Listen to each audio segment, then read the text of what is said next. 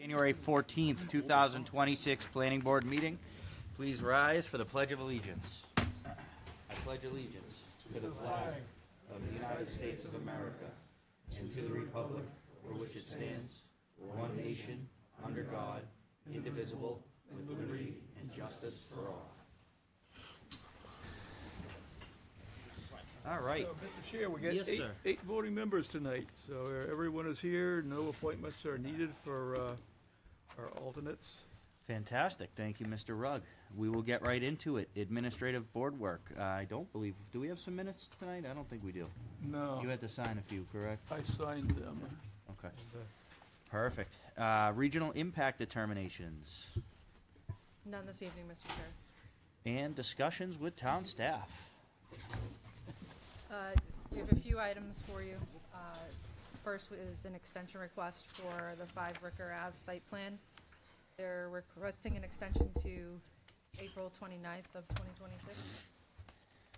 All right. I am looking for a motion to grant an extension request for the 5 Ricker Ave site plan to April 9th, 2026. So moved. Okay. I have a motion from Jeff. I have a second from Second. Mr. Rugg. All in favor, starting with Ann, please. Ann Champa, aye. Tony D. I. John Farrell, I. Arthur Rugg, aye. Jeff Penta, I. Sean Faber, aye. John Cruz, I. And the chair votes in the affirmative. The extension request has been granted. All right. Anything else? Oh, sorry. You're all good. Hi, guys. So we have, Out this door. I'll get a second. We received Let 'em a come minor site plan application for the property at 12 Innovation Way. This process is outlined in our site plan regulations, but we have a practice here of bringing it to the board for your awareness. So essentially, the property owner is looking to make some adjustments to the parking areas, some of the entranceways, deal with some ADA accessibility, and the new impervious area is staying within the confines of the minor site plan criteria. So I'm happy to walk through this in more detail, but like I say, this is handled at the staff level. There is public noticing that goes along with this as well, but just wanted to make the board. You don't need a motion for it, correct? I do not. Anybody have any questions on the site plan? All right, you're all set. Last item is an item that staff believes we can handle administratively. It's related to the Village on Technology Hill childcare site plan that's already received an approval from this board. They are, they've recently engaged a new tenant for that childcare facility, and that tenant is requiring some more space, some more spatial needs, which is a good thing for the childcare facility, but it requires some expansion, minor expansion of the building and parking area. You want to add some things? There's no changes to the unloading area. If you recall, there was some concern about the circulation in front of the building. So if you look at the green there, there's nothing changing in terms of the green in front of the building. The yellow represents the addition to the building itself. It's about a 6,000 square foot addition. And then the yellow to the east of the building, or to the north of the building, that represents an increase to the parking area of about 7,000 square feet. So again, there's no changes. It does reduce the size of the playground area, but it is what it is. Staff feels that we can handle this administratively, and we just, want concurrence from the board that that's how we'll proceed. Sure. Anybody have any questions? Nope, I think staff is more than capable of handling it. Fantastic. Thank you. Anything else? I have nothing. I'm all set. All set. All set. Wonderful. All right, we are going to move on to old business. We have a public hearing on an application for formal review of a conditional use permit to permit multifamily use The property is located at 2 Litchfield Road, map 12, lot 68, within the AR1 zoning district, formerly zoned Commercial 3 and Historic Overlay District. CC Properties LLC is the owner and applicant. Application was filed prior to the rezoning of the property and will be reviewed under the zoning regulations in effect at time of submission. All right, let me get this opened up real quick. And Kelly, you can get started if you'd like. Sure. So, as you mentioned, Mr. Chair, this property was recently rezoned. However, at the time of application submission, the property was zoned C3 with the Historic Overlay District. So that is the regulatory criteria that we will review this under. So for the application, it is a conditional use permit. The criteria that the board should consider for this falls under section 6.2 of the zoning ordinance. And it's outlined in my memorandum to you. I think, I'm happy to answer any questions that you might have. I think there might be a presentation from the applicant whenever you're ready. Sure. If the applicant wants to come up.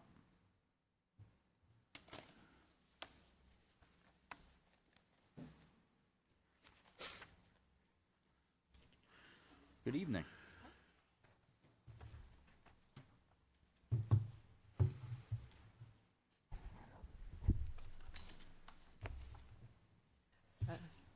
Good evening. My name is Laura Gandy. I'm an attorney with Divine Millimet. Here with me is Richard Flyer, managing member of CC Properties LLC, the owner of the property.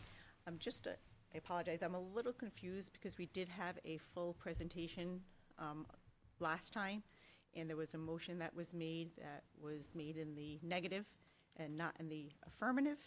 And I brought that to staff's attention, and we were going to have another public hearing to address that motion. I can go through everything again. The board at that time had an issue. They denied the application. They made a motion to deny it and not approve it, so it's that when you get the double negatives going on. So the traffic was the issue, and that was criteria number F regarding access facilities adequate for the estimated traffic from the public streets and sidewalk. And again, that's not traffic, that's access facilities, and I did address that in my initial presentation, saying that the traffic issue would be addressed during the site plan, that access facilities were existing on the property. So my understanding today was I sent the board an updated traffic from 2025 for 7 Litchfield Road. So I'm just a little confused as far as how staff wants me to proceed and how the board wants me to Kelly? proceed. That's entirely up to the board if you want a presentation or not. The motion that was made, I think it was in November, if I'm not mistaken, it was technically a failed motion, and we reconvened, and the board decided to proceed with another public hearing. So if you need additional information from staff or from the applicant, Sure. you can ask for it, or you can proceed as you see fit. Sure. Board, how do we want to work here? I don't know why are we here then? What are we doing? Because your prior motion in November was a failed motion, so you can Correct. actually take action. What was the motion? So there was a motion to accept, which was denied. And then we You were made supposed to do a We, motion. we to should have deny. had a Do it motion, in the correct. positive. We have to, your motion needs to be in the positive. So theoretically, we had I thought we only fixed negative that. motion. No, you opted to hold another We hearing said let's hold a to hearing. correct it. Correct. Okay, Yes. so then we're gonna, So that puts us here tonight. so then that means we're basically starting over. If we I had, wouldn't, if we had a failed motion, yeah, I guess you could look at it that way. Yeah, or we said no to the applicant, so you're basically starting over. you could look at it that way. So it's a public hearing, right? Yeah. So in fairness to the public who was not here in November, it may behoove the board and the public to hear the presentation again so that you can move and act on some sort of whatever action is the board decides to do. That's fair. That's just an option. Yeah. I don't have a problem with it. Does the board have a problem with it? Probably Alright. safer, I think. So we'll have a presentation. Okay, I was not prepared for a presentation, so I'm going to ask the board if they would incorporate the application material that I submitted at the last time I did have a packet of information that was submitted the last time. I can go through the criteria with you as well and highlight the points, so I will be more than happy to do that, but I do not have those application materials. Those were submitted during the last public hearing. But as this board is aware, the property is 2 Litchfield Road. It's a 1.38 property that's at the corner of Litchfield Road and Mammoth Road. It is zoned C3 and the Historic Overlay District, and it also had a historic preservation easement deed. And this board is aware of the unique history of the property. Back in 2006, the town council voted to rezone the property to C3 in the HOD with the condition that a historic preservation easement deed be put on the property. That was in effect. Shortly after that was done, the property was sold to folks who were running the newspaper out of that property. In 2009, a site plan was approved by the planning board that allowed for office space that had 17 parking spaces for professional office space. That was done at that time. Since that time, there were various other commercial uses. As far as the New Hampshire Democratic Party was there was events there was fundraising there. What my client is seeking to do now is to have a conditional use permit for a multifamily use, which is allowed under this C3 zoning district with a conditional use permit. The town zoning ordinance provides for 6 criteria that this board must review in determining whether or not to grant a conditional use permit. The first criteria is granting of the application would meet some public need or convenience. As this board is aware, there is a housing shortage in the state. Everybody is looking to find more ways for housing. My client wants to put, I believe, 5 units. 6.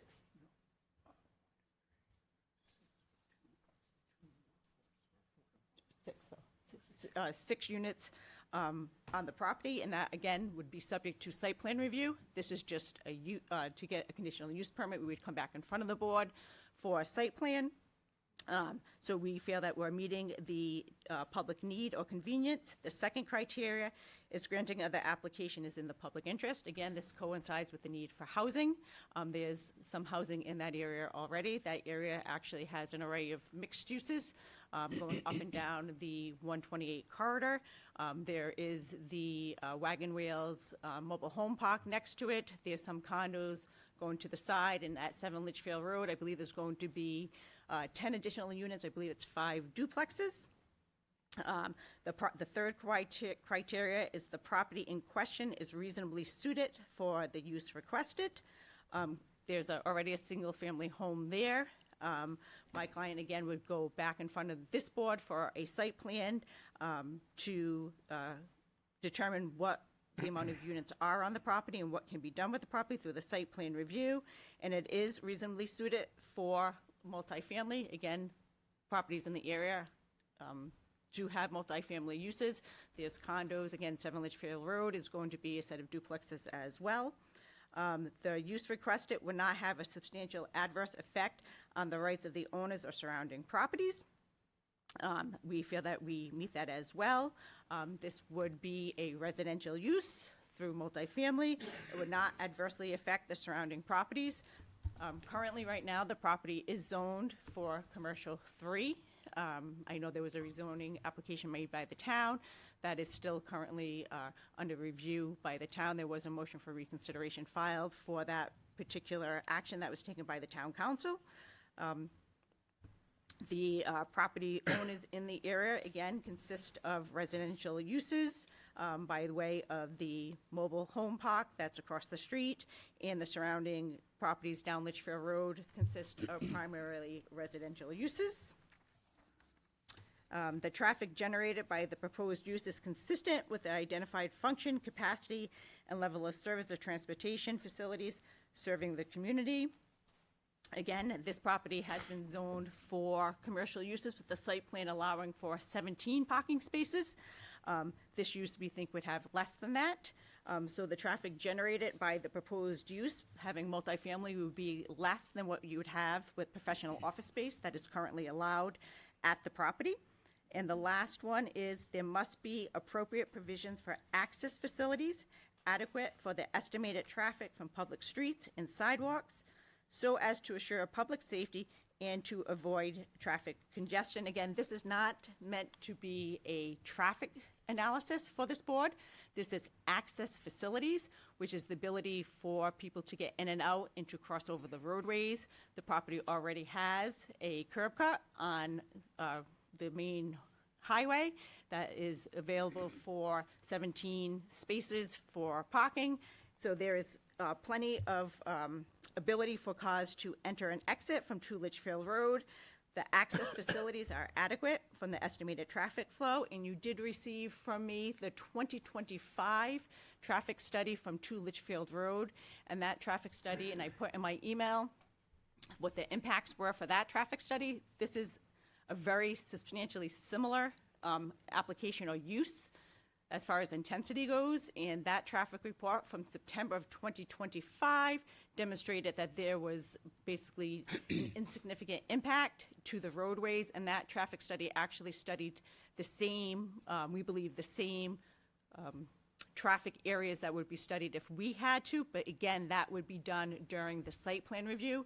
This is not a site plan. The criteria for the conditional use permit does not speak of traffic counts. It speaks of access facilities, and we believe that we have that. Mr. Chairman, clarification question Yes, before you go to the planning, put to the public. Yeah. The staff memo says 5-unit multifamily. Is it 5 or is it 6?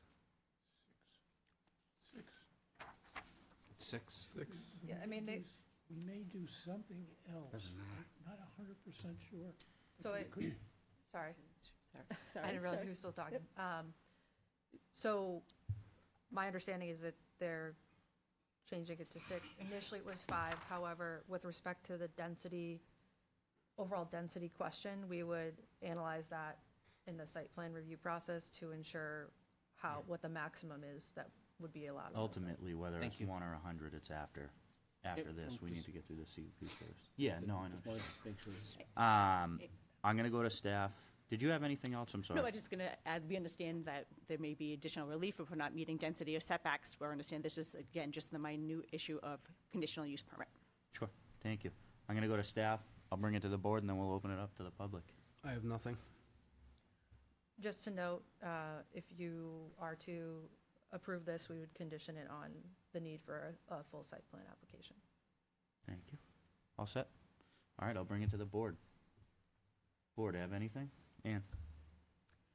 You keep mentioning the 17 parking spaces. That was the town's regulation for the former owners. The former owners didn't, they had their choice. They probably wouldn't have used 17 parking spaces because it was just a family-run business. And you say you'd like, let's see now, you talked about the house across the, a development that may come in across the street from it on Stonehenge, on Litchfield Road, excuse me. Can I respond? So, Ann, it's, is it- I can clarify it. Ann, it's, Mention that. it's a site plan that we have previously approved. Right, You But were that on the has board at the time. 17 That's acres. at the old junkyard, just to right. It has orientate 17 yourself. acres, though. Yeah. It's not 1.25 acres or 1/3 acres like this one. It's totally different as far as the size. Didn't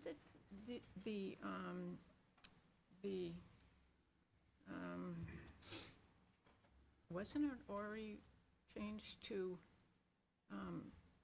AR1 by the town council? Or was there some mix-up? This was This is- submitted beforehand. Yeah, Yes, this was is under submitted the- beforehand. This is a conditional use old- permit. Thank you for that, I appreciate it. Can I ask a question about the house? Is the house going to be torn down? That's not I the don't- intent. No, Oops, sorry. It's, Ann, I can appreciate the comment, but Okay. it's not relevant to the CUP. well, I was just wondering if it was going to be 7 total, if they're adding The house 6. can't be I was just saved. wondering. Clearly, the house can. Anything else from the board? Mr. Chair, so, I think this more than meets all the requirements to get what we need to do for tonight. Everything else is going to be handled on the site plan side of it, which is going to be extensive. This site is going to be picked apart like a chicken in a cow yard. So there's going to be ample time, which will be at least one more public hearing, plus staff getting a hold of it as well to take care of whatever needs to be taken care of. What we're here for tonight is something totally different. I do want to make sure that the applicant, actually, if I can go to Kelly first. So we're reverting back to before the town council changed the zoning, because this application was stamped with a date that happened before the town council did that, correct? So we're staying with C3 with the overlay rules, Correct. okay? So C3 with the overlay rules is a little bit more restrictive than what the town council did, and I want to make sure that you all understand that not only did it go back to C3, but the overlay rules are going to be enforced also when you come back with your site plan.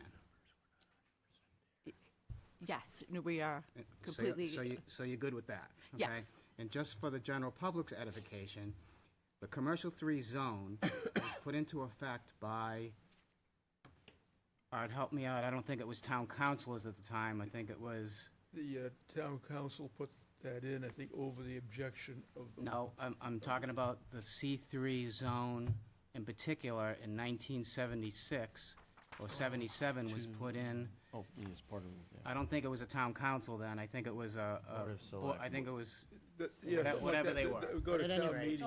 Zoning would have been done at town meeting. yeah, whatever it was, and the town voters put it in. The concept behind C3 was to be a buffer between residential and what I always called real commercial. I called it real commercial at the time because I bought the first piece of commercial 3 land and put up a commercial building, which was a buffer between real commercial and residential. And that's the whole purpose of C3. And that's why the multifamily is in here. Does anybody have any idea, or can anybody help me with how many units are in Wagon Wheel's Park? Across the street? Across the street. There's at least a dozen and a half. Yeah, So more than a dozen units? between 10, 15, or probably closer to 15. 34. Thank you. 30, So according to AI, you can't see everything that's there. according to AI Ryan, it's, whatever, 34. more than 2 dozen. And so this little parcel is not gonna really do much, my opinion, one person's opinion, but again, this board is gonna have another bite of the apple when it comes back for a site plan review, and we're doing something different tonight. So, thank you for entertaining me. Anything else from the board? Well, I'm looking forward to the discussion about chickens. You guys good? All right, this is a public hearing. We'll open it up to the public. If you'd like to speak on it, please come up to the microphone, state your name and address.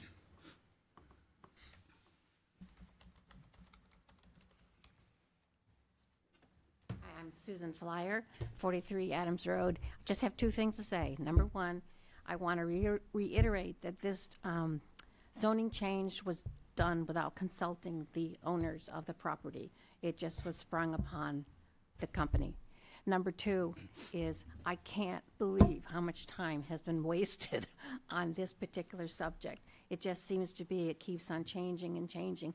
You know, this is public time, it's your time, and you're wasting on something that is something, that you're wasting it on something that could be easily solved by going back to the zoning before it was changed without the opinions of the owners. And that's what I had to say. Thank you. Anything else from the public? All right, Seeing none, I will come back to the board. Board, do we have anything else? All right. pretty Mr. clear. Chair, Yes, sir. would you like to entertain a motion? Sure. Mr. Chair, I'd like to move that the planning board grant approval of a conditional use permit to permit multifamily use. The property is located at 2 Litchfield Road, map 12, lot 68, within the AR1 zoning district, formerly zoned Commercial 3 and Historic Overlay District. CC Properties LLC is the owner applicant. Application was filed prior to the rezoning of the property and will be reviewed under the zoning regulations in effect at the time of submission, with the following condition. A full site plan application is required to address engineering design, utilities, parking, access, drainage, landscaping, and other applicable details. I have a motion from Jeff. Do I have a second? Second.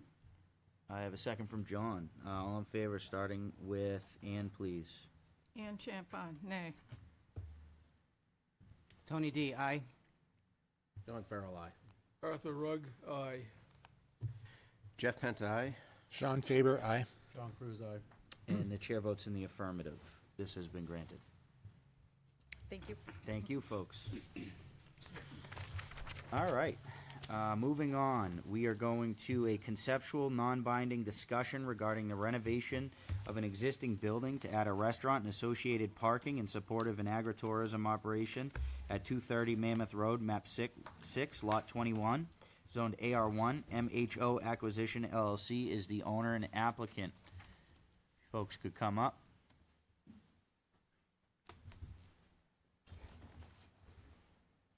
Do you want this on screen or?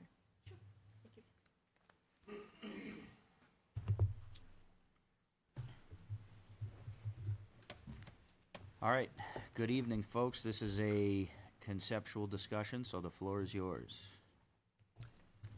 Thank you. Good evening. My name is Laura Gandy. I'm an attorney with Divine Millamette and Branch in Manchester, New Hampshire.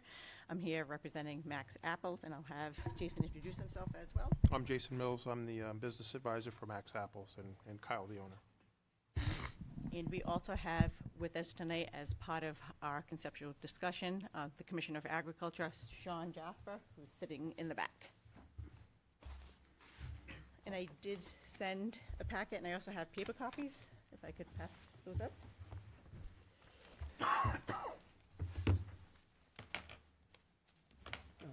Thank you. You have it as well, just so you know, the digital. Okay. Yeah.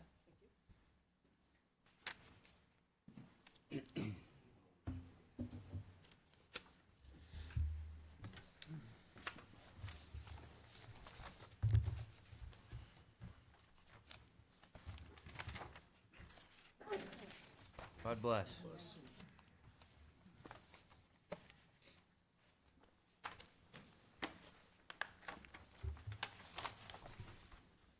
Rest exercise.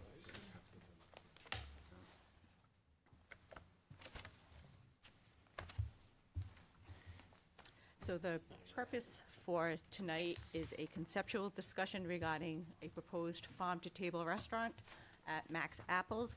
And I wanted to use this time basically to review with the board the agritourism statutes and some of the waivers that we are seeking as part of our site plan review, and to get a temperature of the board as far as how they feel about those particular waivers, and to go through some of the agritourism statutes.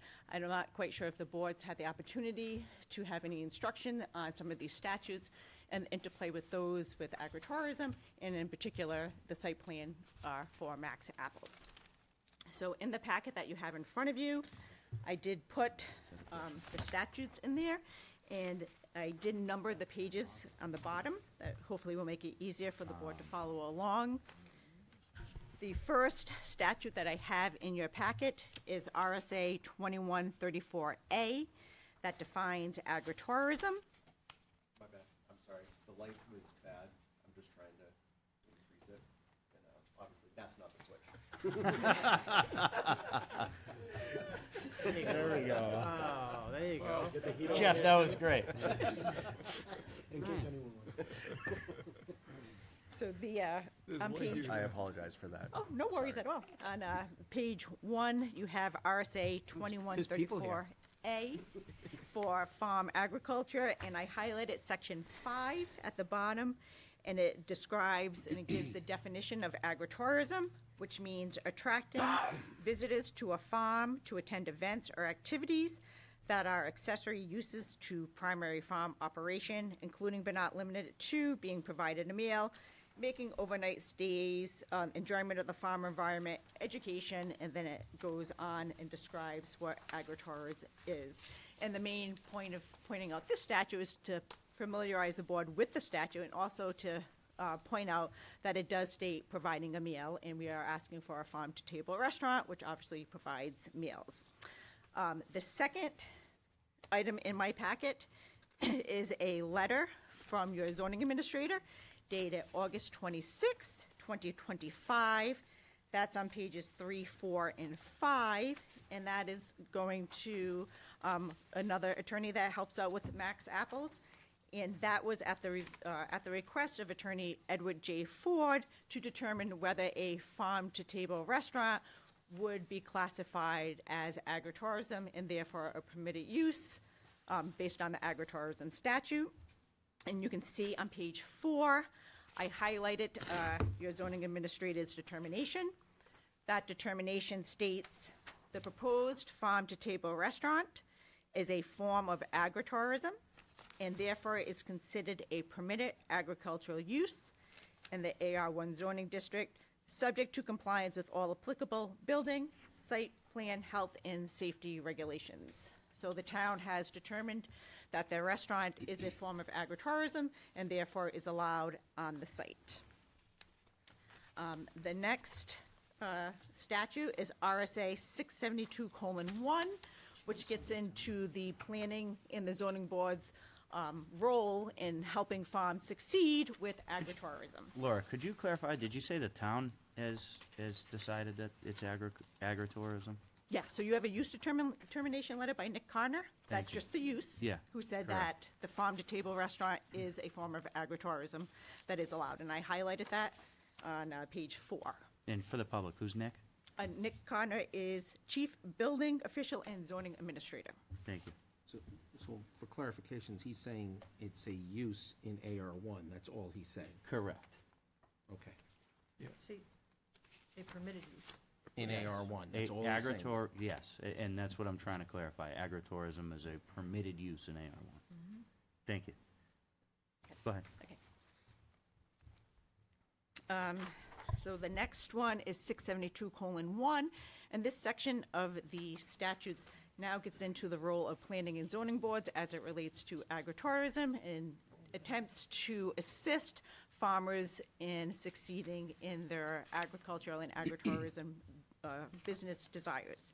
So 672:1 is a declaration of purpose, and it says, and I highlighted 3B, there's a whole bunch of stuff there about agriculture makes vital and significant contributions to the food supply, the economy, and the environment, and the aesthetic features of the state of New Hampshire, and the tradition of using land resource for agricultural production is an essential factor in providing for the favorable quality of life in the state.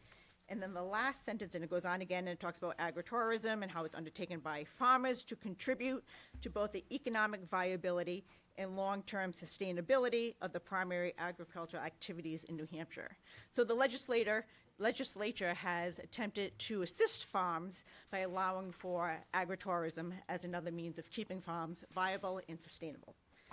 The last sentence in 3B, agricultural activities and agritourism shall, and I circled shall not be unreasonably limited by use of municipal planning and zoning powers or by the unreasonable interpretation of such powers.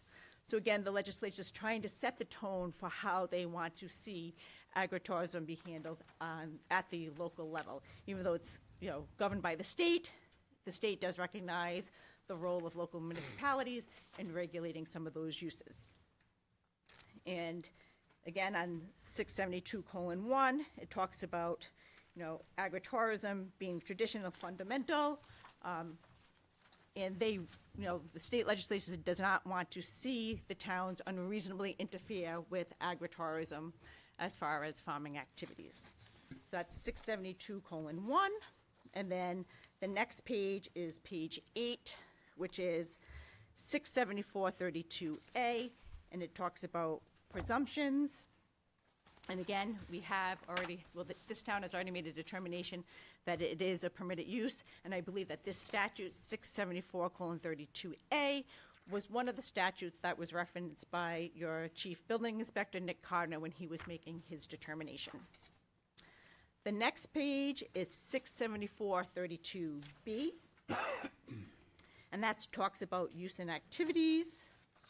And again, Section 2 is what's applicable to the proposed site plan that we're discussing tonight.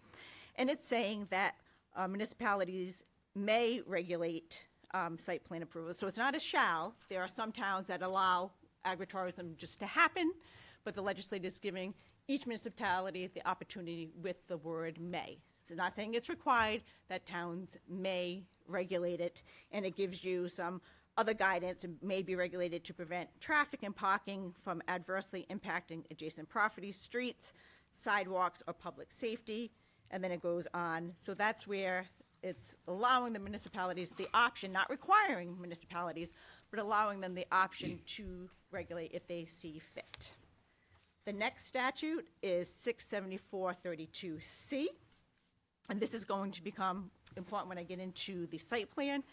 This talks about waivers. This board is obviously used to dealing with waivers. Your regulations spell out different waiver criteria for your site plan and subdivision regulations. For agritourism and agricultural uses of land, you have a different standard that you are required to look at under 674:32C, and I highlighted that. So Roman numeral 2 talks about if you're, expanding uses, or if you're doing something different, you can be required to undergo some site plan review. And then it says, and this is the key portion of it, however, that in circumstances where the literal application, and that means the regulations that are being imposed, your site plan, your subdivision, your zoning, so where that little application would effectively prohibit an agricultural use or activity allowed by this subdivision, or would otherwise be unreasonable in the context of an agricultural use or activity, in accordance with the provision of 672:1, 3B, and we already talked about that, the Board of Adjustment, Building Codes of Appeal, or other applicable land use board, which is this board, the planning board, after due notice and hearing, and this is where you get into the may and the shalls, the statute says shall grant a waiver from such requirement to the extent necessary to reasonably permit the agricultural use or activity, unless such waiver would have a demonstrated, so it has to be a demonstrated adverse effect on public health, safety, or the value of adjacent property. So this is a little bit different from what this board is used to. You now have a state statute governing how you are to view waivers for an agricultural use or activity, because agritourism is really dealt with at the state level. So that's 674:32C. And the last statute is 674:32D, that talks about agritourism permitted. And again, it's just the legislature's intent that they don't want municipalities to be prohibiting it where the primary use is for agriculture. So that's agritourism. Again, really just gives you a flavor of the state's role in regulating agritourism, which brings me to the site plan that we're here to talk about tonight. It's Max Apples. Everybody, I think, in town is familiar with Max Apples. Just a brief history that's on the front page of my packet. In 1732, John Mack came to Londonderry, New Hampshire from Londonderry, Ireland, with his new wife Isabella Brown. The area then known as Nutfield contained a plot of land belonging to Matthew Thornton, later to sign the Declaration of Independence.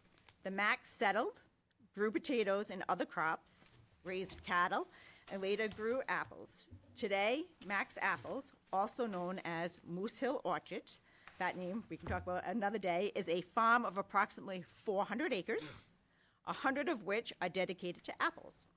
Max Apples Pick Your Own has been twice selected as the People's Choice Award winner in the Best of New Hampshire edition of New Hampshire Magazine.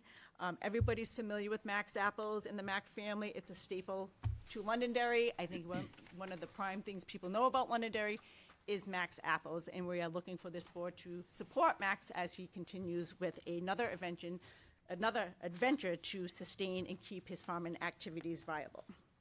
So you have at page 12, you have the site plan, and that's what's up on the board, and I tried to color code that as far as it's going to relate to our waivers that we will be asking when we come in front of the board for site plan review. So you have some color coded, and I color coded it just to make it easy. I color coded the red is where the restaurant is going to go, so that's going to be approximately 4,000 square feet.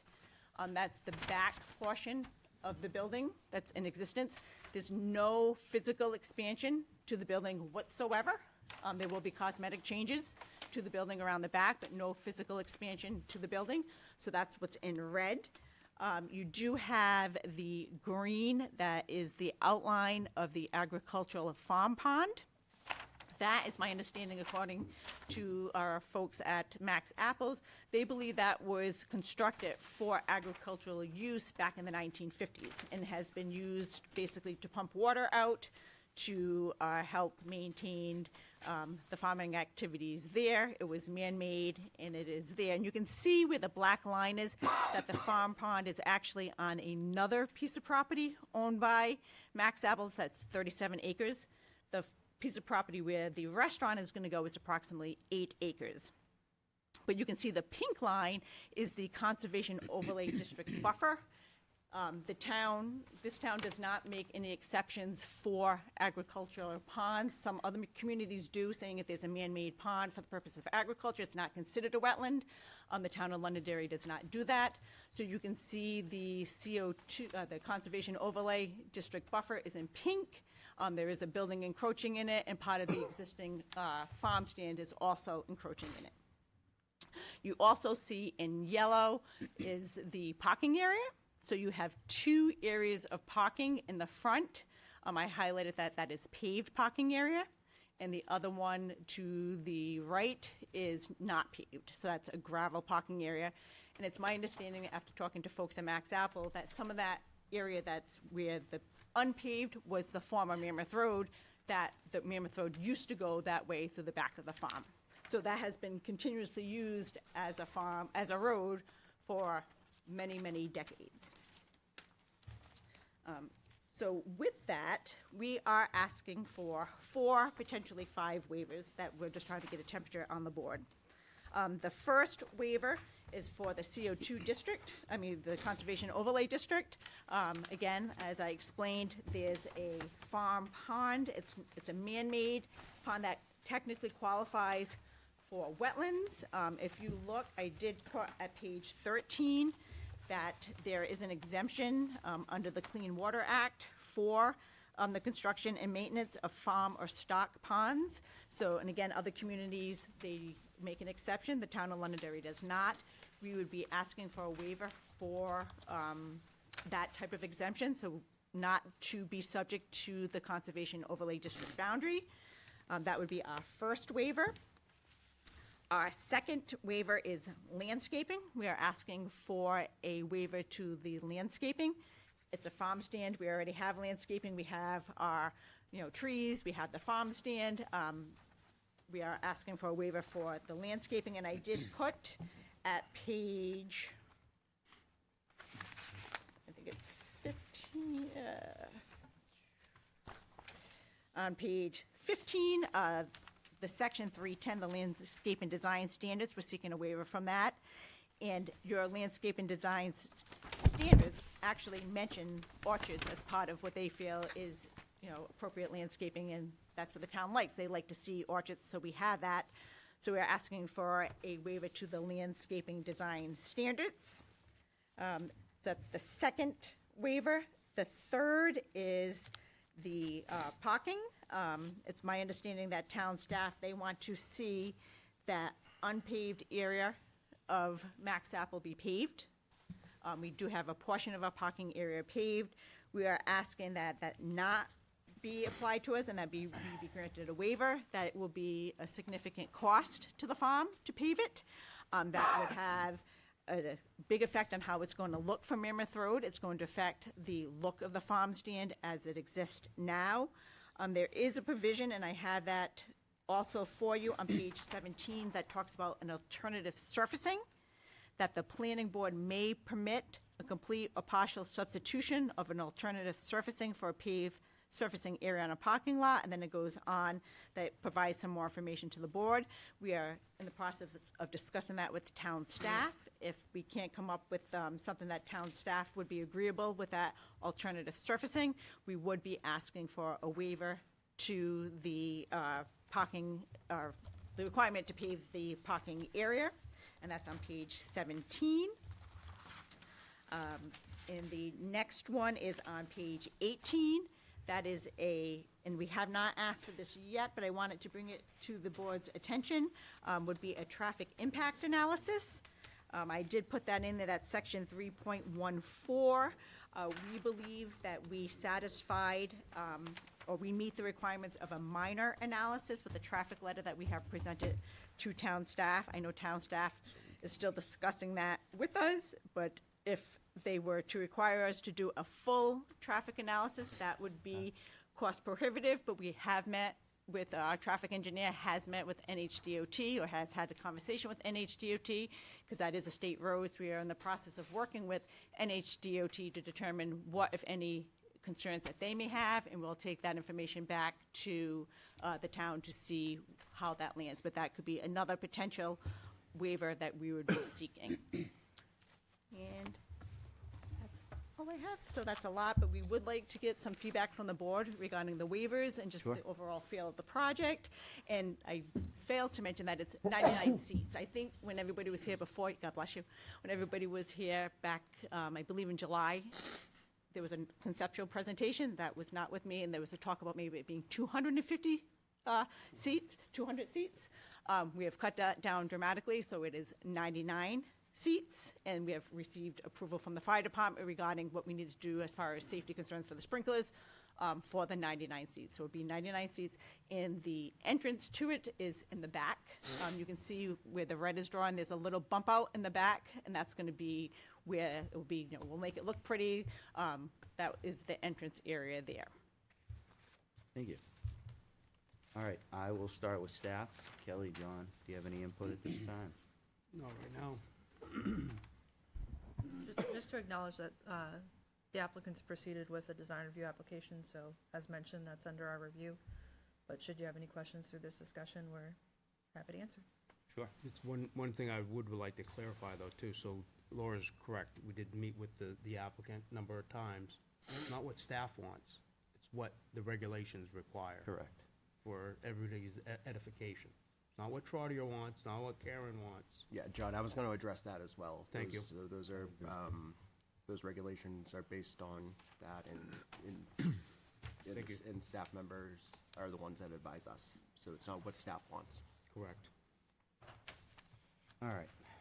So I'm gonna bring it to our board here. Board, do we have any input? Yes, Mr. Chair. Let's just unpack this a little bit. Mr. Chair, can I interrupt for 1 second? 'Cause I do have Sean Jasper. I don't know if you wanted him to speak now. He did want to say a couple of words. Let me go My through, let me questions go are through going the to board. actually address Yes, this. let me go through the board Okay. first. So please, okay, so it's apparent that the state is, you're really kind of, there's rightfully legislation for agritourism. I would like to know what the state is providing us, the town, to support this, because it, and this is going to also, I have a lot of concerns, I'm just gonna throw it out there. Jeff. It's conceptual. This is a conceptual discussion. So you're gonna take this feedback, you're gonna implement it if you so choose or see yourself. And I addressed this at the last conceptual. There is a lot of, that's a restaurant, I don't know what the business hours are gonna be, I don't know if it's gonna be year-round. Right now, Max is a crown jewel, I said that last time. I still think that. I don't see why you haven't really made a compelling case of landscape restrictions. So I would want to see that. Why, the pavement, why you're not going to pave the entire, kind of, pave it all. I don't know. I don't understand the why on that.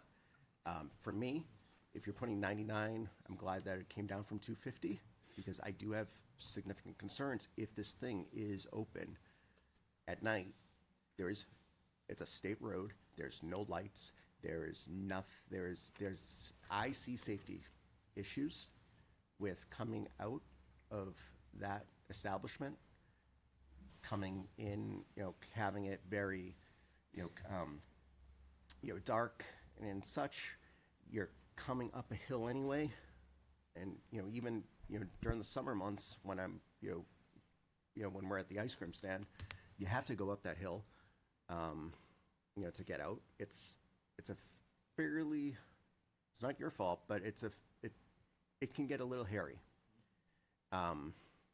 So I'm going to say this. I really don't like hearing cost being prohibitive.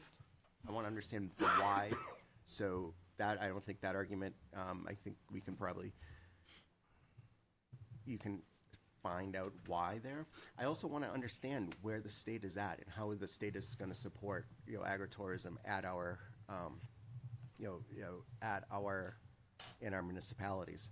And that's great, and I support it, but I also think that the state really should also address some of these, kind of emerging issues that either they are an issue or they're not. And we're not going to be able to find out if they're an issue unless a study is done and facts emerge. I can say it's an issue, you can say it's not. Where does that get us? Nowhere. So, Mr. Commissioner, if you want to kind of come up and address, I do appreciate you being here. Thank you for making the time. And Thank you. For the record, I am Sean Jasper, Commissioner of the New Hampshire Department of Agriculture, Markets and Food, and I've been in this position since the end of 2017. This is an issue that is very important to the state of New Hampshire. The state is not going to provide anything.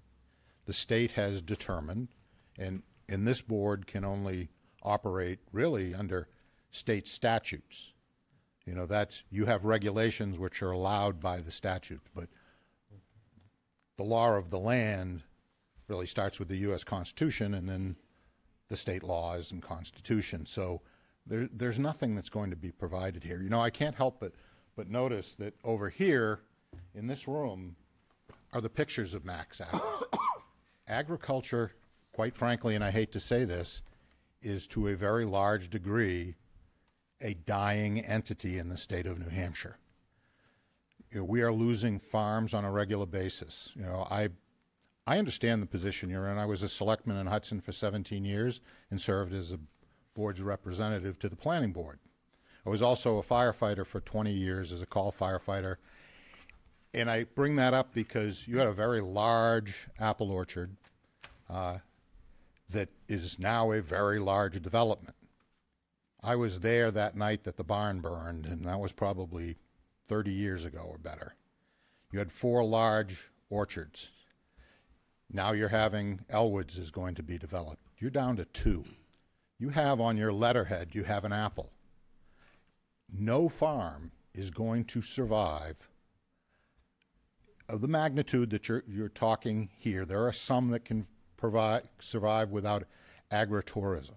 But every farm in this state has to diversify.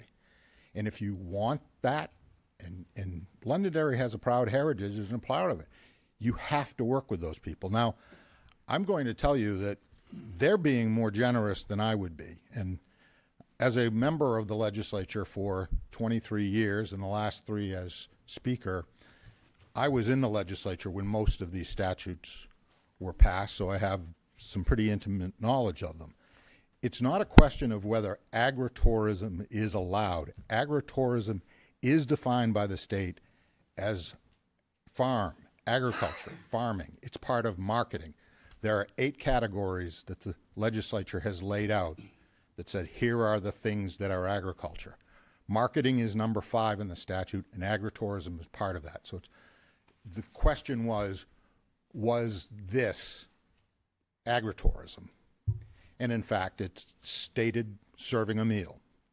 And you have your I got a question for you on that, Mr. Commissioner. Sure. Serving a meal is a 99-person sit-down restaurant. Now, I feel as though agritourism is something that Max Apples is very much participating in right now, today, along with other farms in town, that I think is a very important part of keeping these farms alive. Serving a meal, to me, is a place where you can walk up and get small food, not sit down at a restaurant, because a restaurant is a commercial item. Whether it's farm to table or not, I'm really having a hard time wrapping my head around, and, you know, even the way it's worded, serving a meal, not sitting down at a restaurant. You know, Help me understand that a little better, please. well, I think that anything you look at in statute, you can't go to every single circumstance. Serving a meal. You know, it doesn't say picking up a meal, serving a meal. To serve a meal implies that you are going to be sitting down and having a meal. And that happens all over this state in many of our farms that have agritourism. They have weddings, they have venues, they have barns where the meals are served. This is not a new concept. This is something that is happening all over the place and all over the state and has not been questioned as part of agritourism. And so, you know, I think that is pretty much a settled question if you look globally within the state. Mr. Chair, has anyone questioned that this is agritourism? I'm questioning if it's, I'm certainly questioning if a restaurant is considered agritourism. At the initial, when they came, there was a question about whether. Correct, and I still don't think we have abortive addressed if we feel as though this is agritourism. May I ask a question? Sure. Mr. Commissioner, Yes. I've been to a number of these venues where there are vineyards now, and Sorvino and some of the others. Are those agritourism? Yes, they are. Okay. You know, the thing about agritourism is that it is part of the operation. You know, it's necessary. We've been through a big issue that many of you may have read about with Vernon Family Farm in Newfields. I mean, I started out years ago working with the Vernon family on that, and we finally gotten through that issue. I started out working with Kyle over a year ago, and I've attended at least 2 meetings with your staff over the last 2 years about these issues, and you now do have a determination. You know, and so this really is if you care at all about eating, having agriculture, the town needs to be supportive of these things. Now, one of the things that I feel that the applicant is being much more generous than I would be is that I would be looking to apply 674-32B, existing agricultural uses and activities, that says any agricultural use or activity which exists pursuant to RSA 674-32A may without restriction be expanded, altered to meet changing technology or markets, agritourism is part of markets, or changed to another agricultural use or activity as set forth in RSA 2134A, and it goes on. Every single time I have been involved with a town and we've talked about expansion, every single time we're talking about a physical expansion of a building. There is no physical expansion on this site. This is what is actually allowed here. You know, expanded to meet changing technology or markets, or changed. Expanded means just that. And so when you go down, and the applicants have gone down and said, and have considered this to be a significant expansion. There's not a significant expansion here because there is no physical expansion. But you have a right and a duty to be concerned about the traffic. There are, you know, obviously a leach field is needed. There are things that this town should be concerned about. You should be working, in my opinion, with the applicant to deal with those issues. A full-blown site plan is cost prohibitive, a full-blown traffic study. You know, you're going to end up with another vacant farm ultimately. I know that most of the land is under conservation and it's not going to be used for anything else, but some of it will be. But you'd be putting another business out of business. This state was known for apple production. We've been slaughtered by, you know, production in other states. You've got 2 left, and this was a town that was really built on apples. So I'm asking you to recognize that, in fact, agritourism means serving meals, and that you can work with the applicant, you can address your concerns without putting them out of business. I worked from the start with Kyle, telling him you needed to work with the town officials, that needed to work with the fire department, make sure the building was able to be converted to a restaurant. And, you know, I think he's done everything that can reasonably be expected of him. He is in a very difficult business.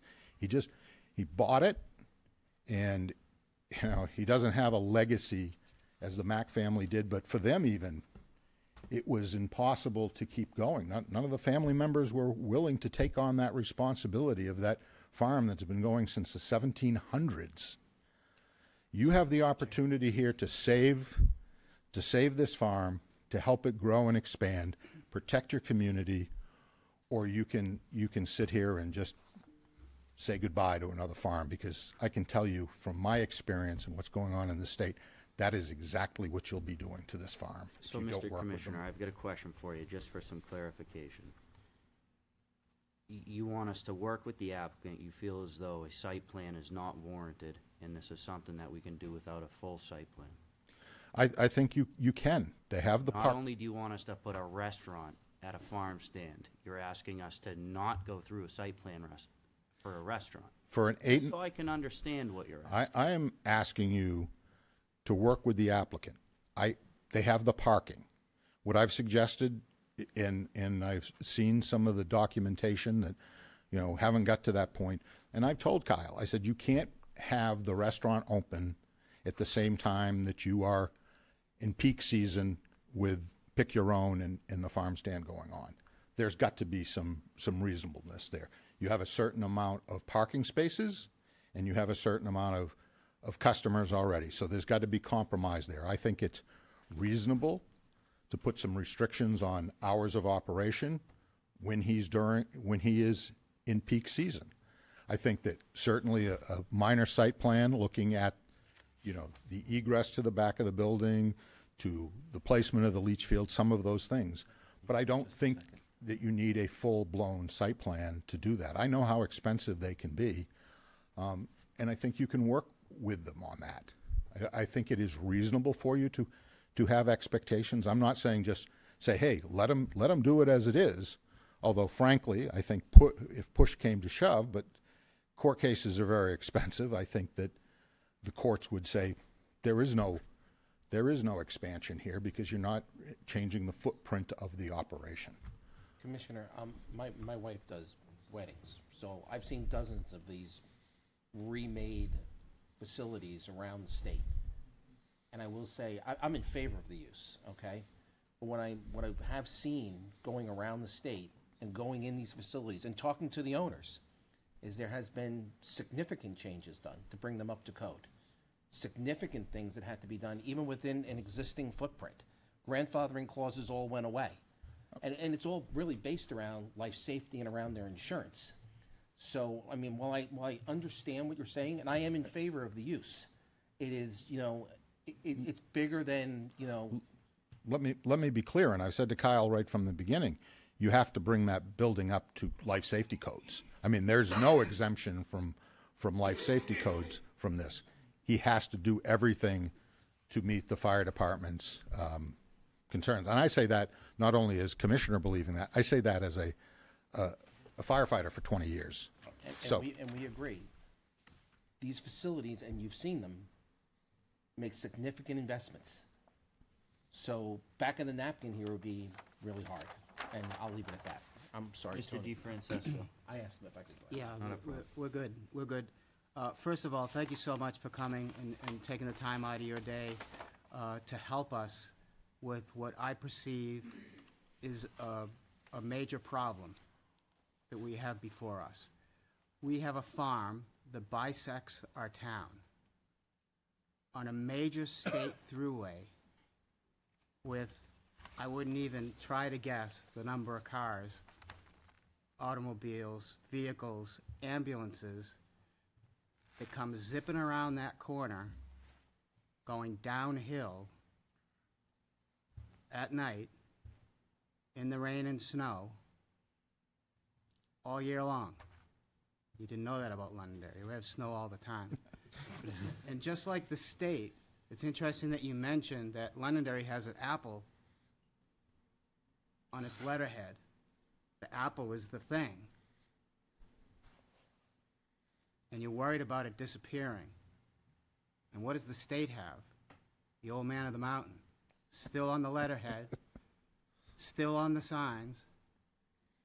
So Londonderry and the state will always work together, and will always have to work together. But this is a problem. I am not either in favor or not in favor of this project. What I am in favor of is the oath that I swore when I took this position, which I take very seriously. And to tell you how seriously I take it, we just got, and for those of you in the audience and those watching on TV, we just got at the last meeting the brand new code book that has all the RSAs in it. And I spent all weekend checking for revisions, finding out why the pages didn't match up between the last one, which was red, and this one's blue, and trying to figure out where the changes were and preparing for this meeting. So I take this very seriously. And I will tell you that right now there's a problem. And one of the biggest problems is that in Londonderry, anytime there's a change of use, the site plan is opened up. And it's opened up for a lot of reasons, because stuff happens after 75 years and need to be upgraded. Things change, laws change, regulations change. All those things change. And I personally, one person, would be in favor of a full site plan so that we can have our staff take a hard look at what's going on, what's there, what's not there, how is it there. And by the way, we heard about a pond that's not a pond, but it is a pond, but it was only for watering. Well, the kids feed the ducks there. I've seen people pull fish out of there. I don't know how that happens. That must be a miracle. Another thing that Londonderry has in common with the state. And so there's a lot at stake here. Then there's the matter of fairness, right? We have the state, which on many occasions, and I'm really short, but I have really broad shoulders. The state, for decades now, have given us unfunded mandates. And now it gives us agritourism, and we're supposed to bow down and genuflect and stop all the rules and regulations that we have. When in fact, that's not what it says in the rules and regulations, and that's not what was presented here tonight. And you know what I'm going to say. Because the case law that was mentioned specifically says the legislation intended to require municipalities to allow agritourism within their borders. At most, they evince the legislature's general intent to support traditional agriculture and agricultural activities, and they demonstrate legislative intent to allow reasonable local regulations and ordinances. That's the fact. That's the case law. And you know better than I do, you can have RSAs all over the place, but until it's been tested by law, and the case law has been posted, That's when it really becomes something. And so in this case, we need to, the word is reasonable, be able to work together. In order to do that, we need to know what's there and what's not there. And it's to me, one person, it's a change of use. If it's 12, 100, 250, it's a change of use. Thank you, Mr. Chair, and thank you so much for entertaining my comments. Anything else from the board? Yes? In general, I am positive. I lean positive towards this. I do think that, I mean, one of my best friends lived on Putnam Road, right across the street from your farm in Hudson. I went to Alvin. So, like, I understand the challenge that farms face. And I am leaning positively towards this, but we need to see what is going to happen there, what this is going to look like, what changes are going to be made, how you're going to address the things that need to be addressed. Right? Site plans cost money, absolutely, but they're done for a reason, and that reason is so that we know what is being built in town, and so that everyone is on the same page as to exactly what's happening there. And without a site plan review, one party knows exactly what's happening, and we're kind of hoping that that's what's happening. So, again, in general, I'm favorable to this, but I don't think it's fair to expect to not go through a site plan review. Mr. Chairman, would you allow me to Of course. respond to a couple of things? I mean, first of all, we all took the same oath as to the laws and the constitutions. It's not to regulations. In the laws, what we're looking at, you may not like the laws, you might not like the way they were enacted, but the laws are the laws, and that's what all town local ordinances come from. And so I certainly understand the concern about traffic. I think the applicant is willing to work with you on that, and I would certainly encourage them that there probably does need. I drove by there tonight. It's dark. There needs to be more street lighting. I've personally, and through my business, have paid for street lights on poles to provide that lighting. So that's not something that's unreasonable. I think that knowing what's on a site plan, now there's a big difference between a full-blown site plan and a minor site plan. Because if you want to know the location of the buildings, I know there's been a site plan there. Some of that's already been done. But if you're talking sending people out there to survey 8 acres where you have a very small area that's going to be used, I think that's an undue burden. And, you may have the opinion that a restaurant in this circumstance is not agriculture. You can litigate that. You have a zoning opinion on that. I think we should be beyond that and talking about what are the things that need to be done. I'm concerned about traffic. I think Kyle's concerned about traffic. How do we get there? Is it going to take a traffic study that could cost tens of thousands of dollars, or are there ways that people can work together to find out the information? I am asking you to work with the applicant to get there, and not bankrupt him in the process. But I do think, you may not like what the legislature does, and I will tell you there are many times when I don't like what the legislature does. I didn't always like what it did when I was there. But that doesn't mean that that's not the law. And so I'm just asking you, please, to work with the applicant here, find a reasonable way to keep this farm operating. And this is most likely, what can save it, because quite frankly, with the weather we've been having, the apple crops, I'm still in the process as commissioner where we gave out, millions of dollars when we had the drought a few years ago. We're in the process of giving out more federal funds because of the weather in 23 and 24. Farms cannot survive in this climate that are doing outdoor agriculture. And even dairy farms are dropping. The former commissioner was a dairy farmer. They just sold their cows 6 months ago. They couldn't continue. I just heard of another farm closing. They're closing all over the place. And I think we saw through the pandemic how important local produce can be when we have a shutdown in our transportation networks, and we need to be doing everything we can to keep our food supply local. I thank you for your time and for your indulgence, and Thank I you, wish you sir. the best of Thank you luck very in much. dealing Thank with you, this. Mr. Commissioner. Jake, Mr. Chair? could Yes, you sir. stay Oh, for hold a on. second? Sure. I Ann, just go want to ahead. mention that we have Merrill's Farm up in the North Village area, so don't forget about that one. No, I'm well aware of that. They're in apples and poultry, Yes. but they're struggling as well. I know, I support them. Yeah. They are struggling. Thank you very much. Can I have, Yep. ask a question from the applicant?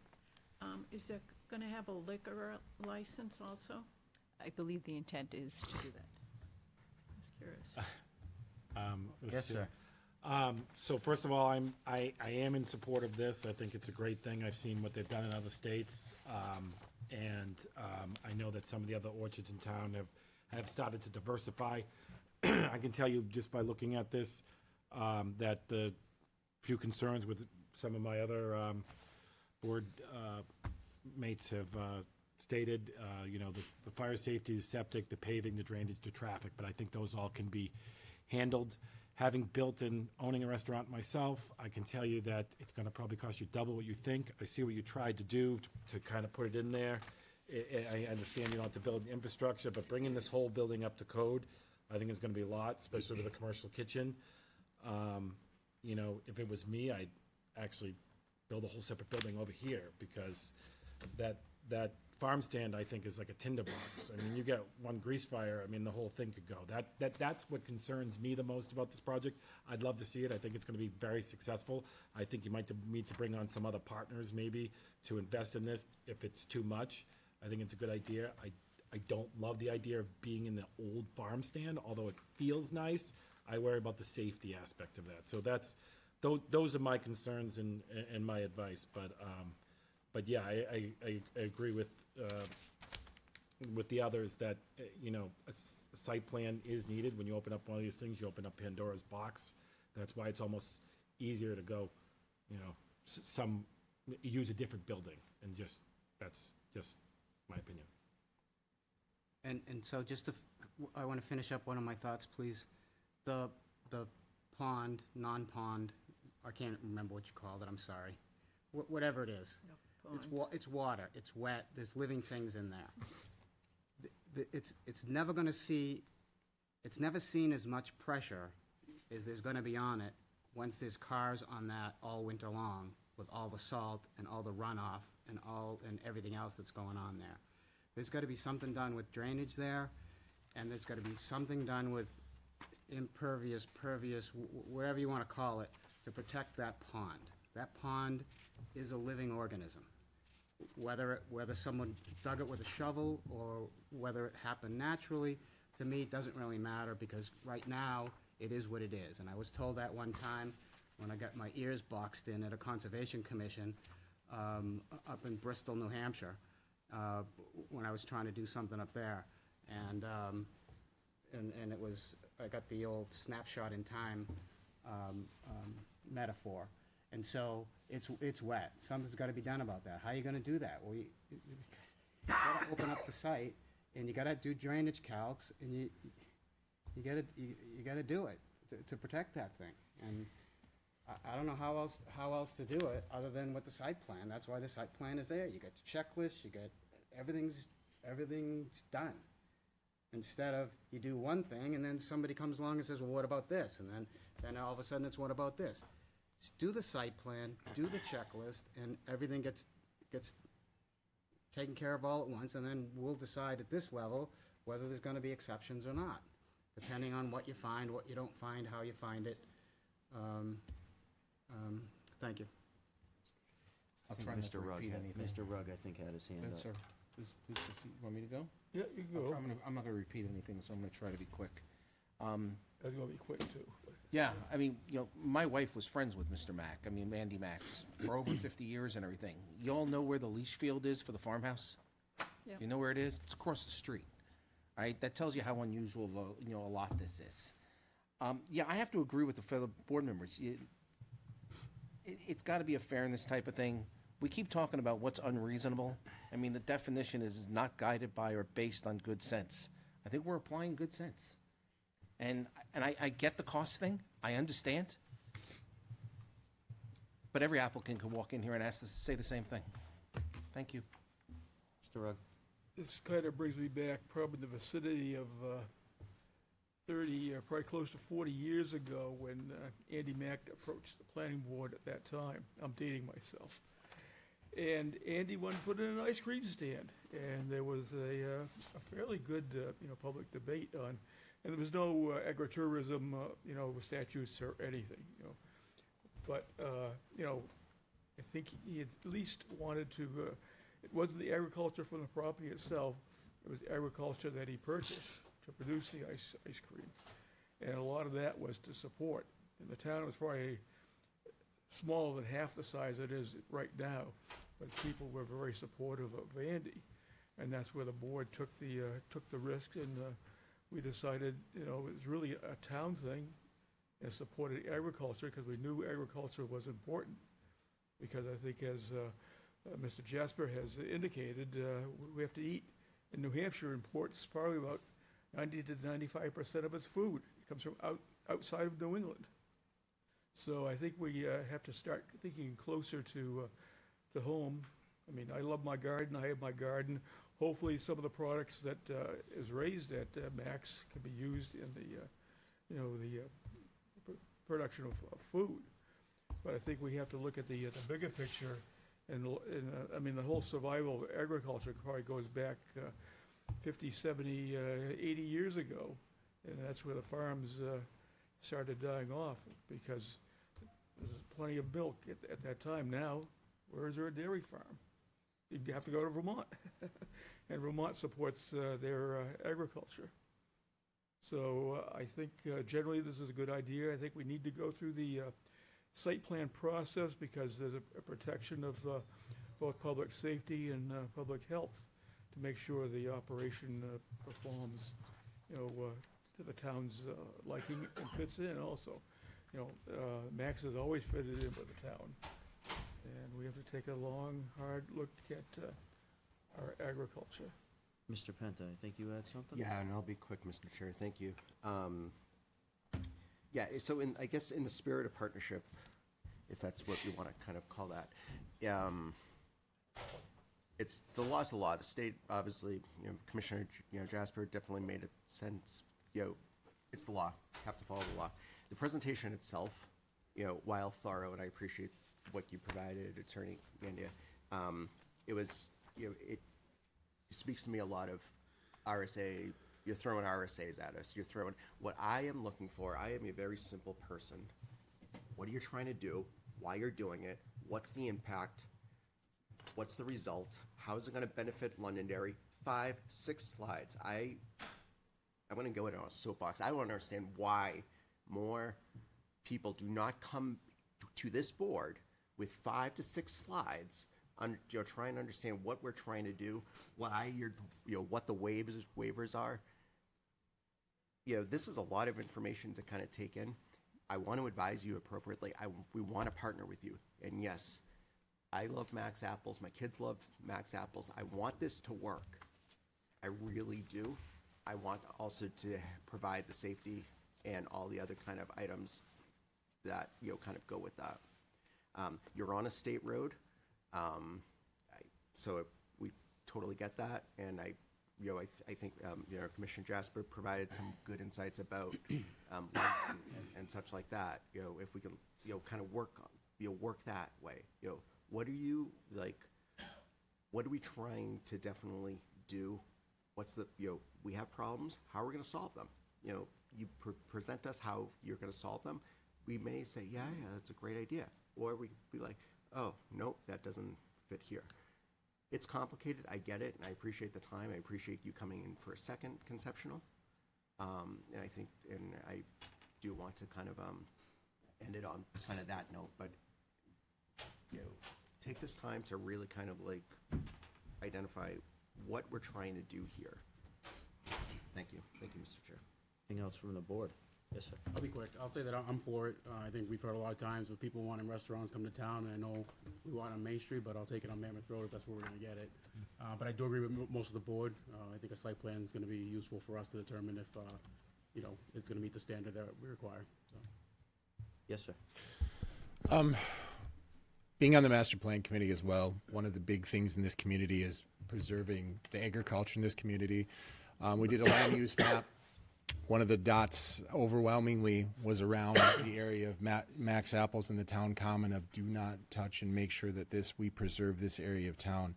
I think it would be an absolute just disaster if Max would fall on hard times and all of a sudden not be able to have a viable business there. So I do support this plan. I do think, though, there is some safety issues with that road. I think some of the lighting and things need to be fixed, and I think that's something we can work out. But I want to see this go through, and I want to see a viable business there, and I think that's very important to this community. Can I just make some closing comments? 1 minute. Anything else from the board? Laura? Thank you, and thank you for everybody's comments, input. There's a lot that's been talked about. I just want to, kind of regroup. And Jeff, to you, the reason why you have all of this is when I worked here, there were, stuff came to us for agritourism, and there was nothing. Like, my understanding, the planning board never had any type of education on agritourism, and activities. So this, for me, was to help you folks, to give you a framework in which you could operate so you understand the statutes. I haven't seen that given to you before, so my point in giving that to you was to set the framework for you, so when I'm speaking about stuff, you can understand when I'm saying may and shall, that's coming here for you, and that's why I did that. And there's been a lot of talk about site plan, no site plan. I know Commissioner Jasper's like, no site plan. I said, yeah, I hear you, but what did we do? You have a site plan. So there is a site plan. So you have a site plan. We submitted a site plan for you at great expense to Max Apple. That's one page of that site plan. It's under design review. So it's not like you don't have a site plan. You have a site plan. We don't. That's the problem. Well, it's under design Because review. it's we're conceptual right now. But I think town staff said a formal an application for design review with a site plan has been submitted with traffic information and everything else. So we did do that.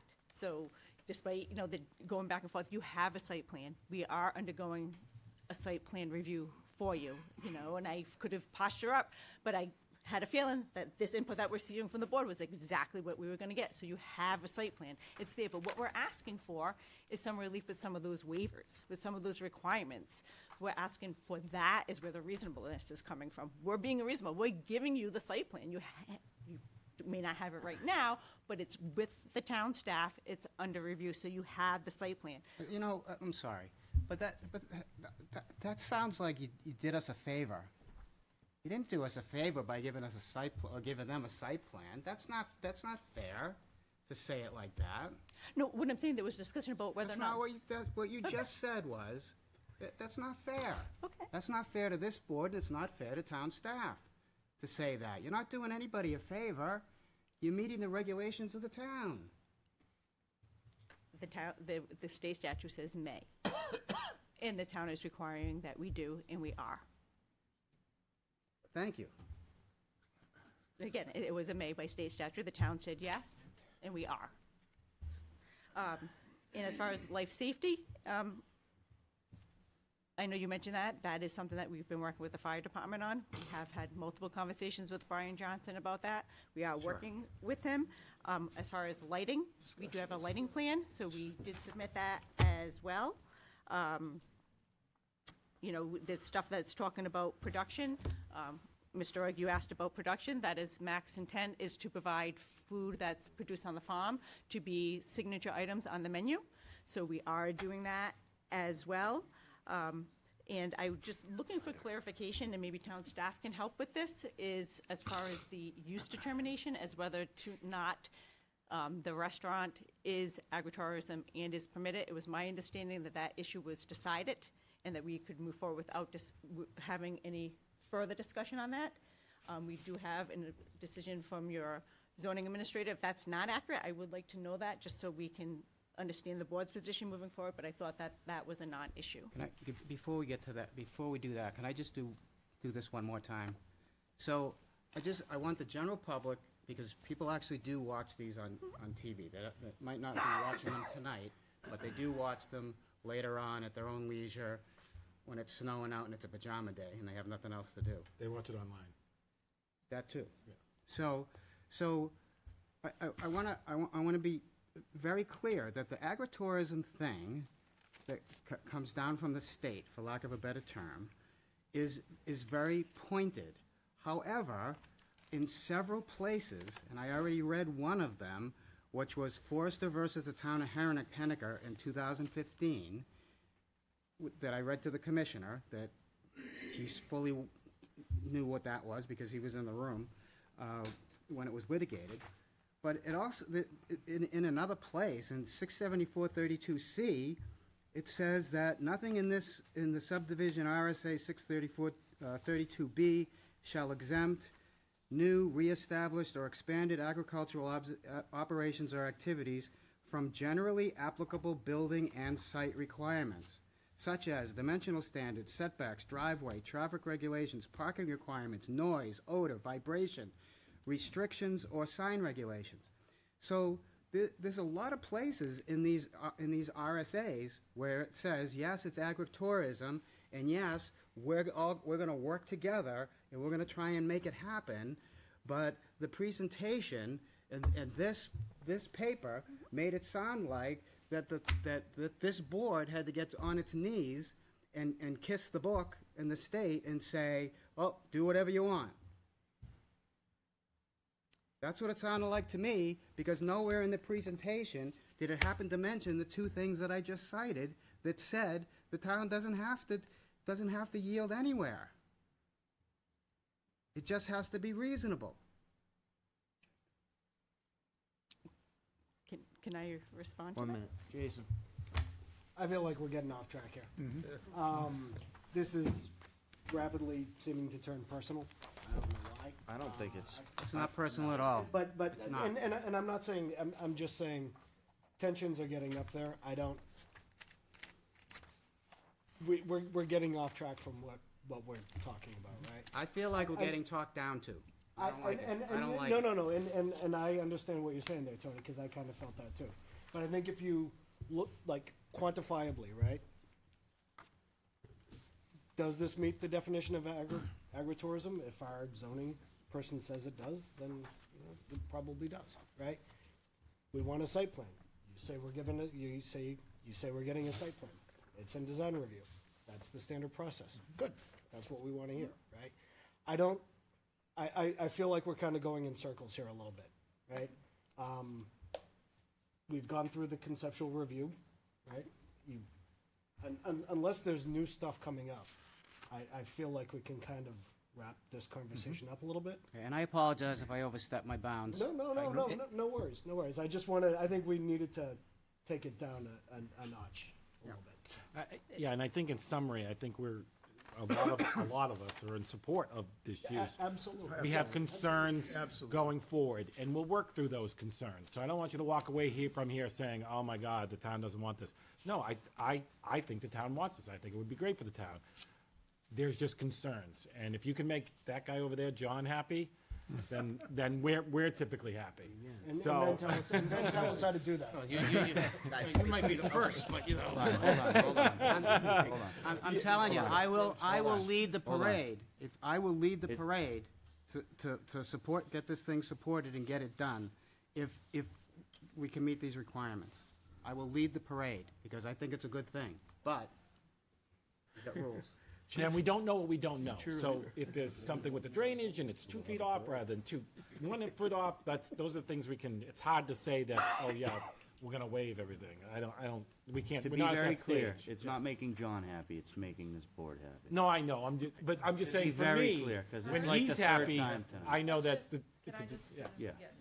It's not about someone's feelings. Correct. It's about the regulations. Correct. okay? So Thank you. just Let's kibosh stick on with the facts. sorry.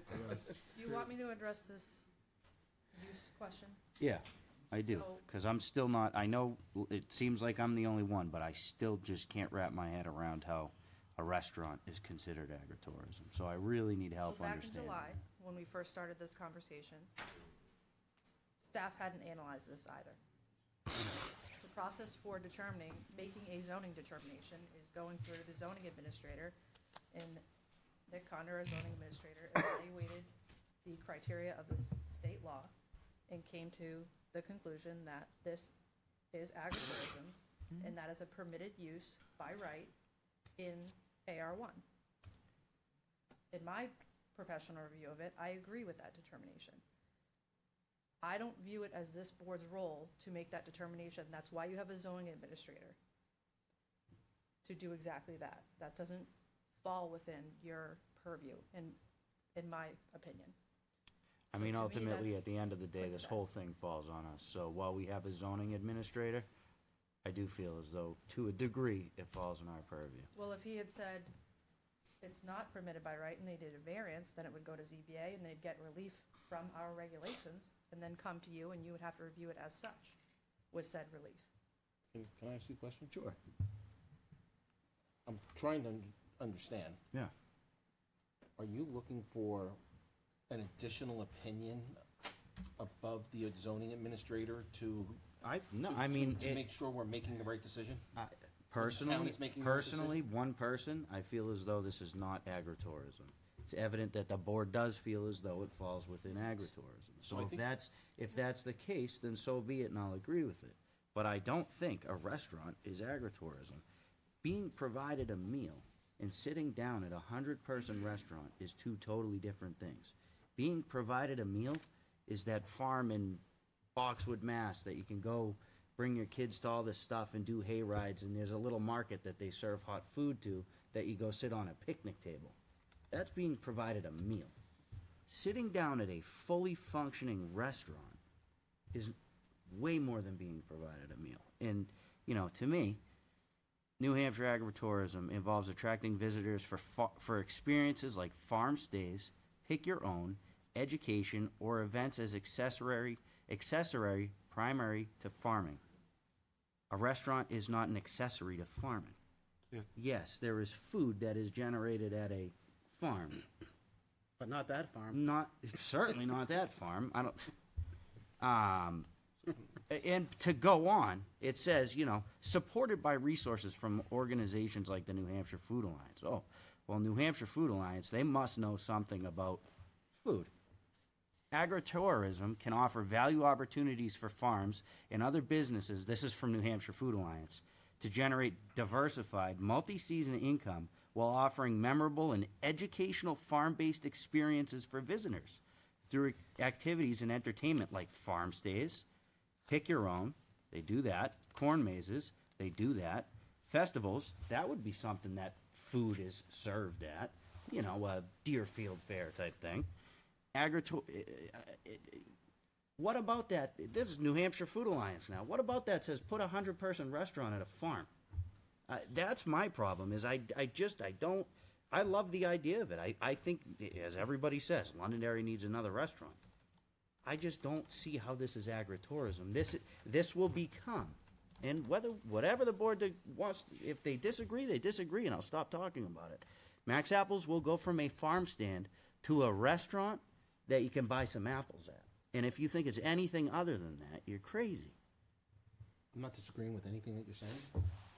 Would it help you to get a legal opinion from someone who does this? And I don't know the answer. If I knew the answer, I'd just tell you, hey, this is the answer. Because I don't know the answer, because I think you make valid points. Should we take a I'm here saying I disagree. I'd like to know officially what the planning board feels like. If the planning board says, hey, a restaurant at Max Apples is agritourism, then I'll shut up and it's on to the site plan. Well, As that- one I- board I think member, we I like don't the think idea of where it's headed, we As just one don't like board how it's member. being jammed down the throat. I have the whole, oh, yeah. This is you what need it to is Support a about restaurant, it. it's No, I- agritourism. we By like the the way, we idea of don't what's want you to being do a pitched. site plan. I love Imagine the if I idea of said, what's hey, being T-Bones, pitched. you don't need a site plan? This room would be full. So Jake, why don't we go I'm through more the than board? happy to do that. Why don't we go So- through the board and see? But to me, the legal opinion is irrelevant. 'cause- I'm not asking for a legal opinion. no, I I'm get- asking. I I'm know. asking for the board to. If the board feels as though I'm wrong, okay, it's done. I guess what I'm saying is, I feel that either way it's irrelevant, because it seems like we all feel strongly about those regulations that law No, would I thi- otherwise, or I think it's release very them from. relevant, because before they go through a site plan process, we need to have a very good understanding and feeling if the board feels as, and like I said, I already know how you all are gonna, what you're gonna say, but I think we need to say it. But the elephant in the room is Nick Codner's decision. Yeah. That's, No that's, kidding. that's the elephant in the room, because the the legal question, aspect. the question that I would have, I can blow up this whole thing. I could blow up a whole other side of this thing. Because the question is, if there was an AR1 lot, 8 acres, 9 acres, whatever it is, in the Kings, would they be allowed to bring in 90 to 95% of the food from an off-site farm and have a restaurant? Or would it have to go to ZBA? Yep. Because if you put up on the, Kelly, could you, can I ask Kelly? Sure. privately? Kelly, could you please, on the town map, put up the site, this particular site, The Kings or Max? Max? You're gonna start the rumor now. Put up Tony. Kevin's house, tell his wife it's gonna be a restaurant. So if you do the overlay of the imagery, yeah, you knew where I was going. I got it. Where's, on this site, on this piece of land, okay? Everything else, the town has an easement on. Okay, so it will never be anything, because the town has the easement. Okay, all the white part is the easement, okay? So the middle where the little finger is right now is the building and the land that technically needs to be a farm in order to have agritourism. Where's the farm part? There is no farm on this lot, and this is the lot in question. What's the number, please? 71, what is it? 230 Mammoth Road? The address, 230. No, he's asking for No. the tax map. Can I ask why we're trying to blow this up? 620, We're not trying to blow it 621. up. I'm We're just, still trying to- I'm answering, helping answer the question, because because it's confused. The question, I'm not confused at so all. that, so the question is, how is it agritourism if there's no farm on that lot? No, the question It's a whole separate lot. the question is a restaurant agritourism? That's my question. Yeah, you're not wrong. What's gonna happen is that if they go forward, you're gonna have a 99-seat restaurant. Once it becomes more successful, they're going to expand the restaurant, and it's going to get larger. And if it's a good business idea, this is the beginning. You're not wrong in your analysis, right? But if that ends up saving Max Apples, how is that a bad thing? I didn't say it was a bad thing. I'm just saying he wasn't wrong No, in his no, analysis. I feel like it's kind of getting. I'm not necessarily saying it's a I'm not bad thing saying either. that. Hold on, time out. I think we're Time getting out, I'm off talking. course here. I'm not saying it's a bad thing either. I'm saying I don't think it's agritourism. It's two totally different things. Which is why I said, whenever we did, the first time, I said, go to ZBA. Go to ZBA, let's put a restaurant there, let's have fun. Well, they went to the zoning commissioner, who said that it's agritourism. I don't know what else Here's they're my supposed to suggestion, do. because this is not going anywhere unless you want to go through the board. If you want I a still legal wanna go through opinion the on board. this, which to be clear, I did not seek because I didn't think it was necessary to spend the monies on that, quite frankly, given the information that we have from our zoning administrator and based on my professional opinion. But the board is well within its right to ask for that, should you want that opinion. So, What I want, the board May I wants. speak for a moment? no. What I want is a consensus from the board, is what I want. So let's do it. Like I said, I know You what the have that consensus option is, if but you let's want. hear it so we can move on. A consensus, what's the consensus? Is this is a restaurant at Max Apples, a 100-seat restaurant, not whatever it is, considered agritourism? I want yes or a no. I already know where it is, but I think we gotta get through that so we can Yes. move on to the next Then thing. let's do it. Please. Well, I had a question first. Is a place like La Belle's agritourism? Yes. Because they have a restaurant with Yeah. their business. So this isn't making any also a precedent. golf course. If I may, because of their zoning, that You have to question come up never to the, came up. Mr. Commissioner, You have to come up to the mic.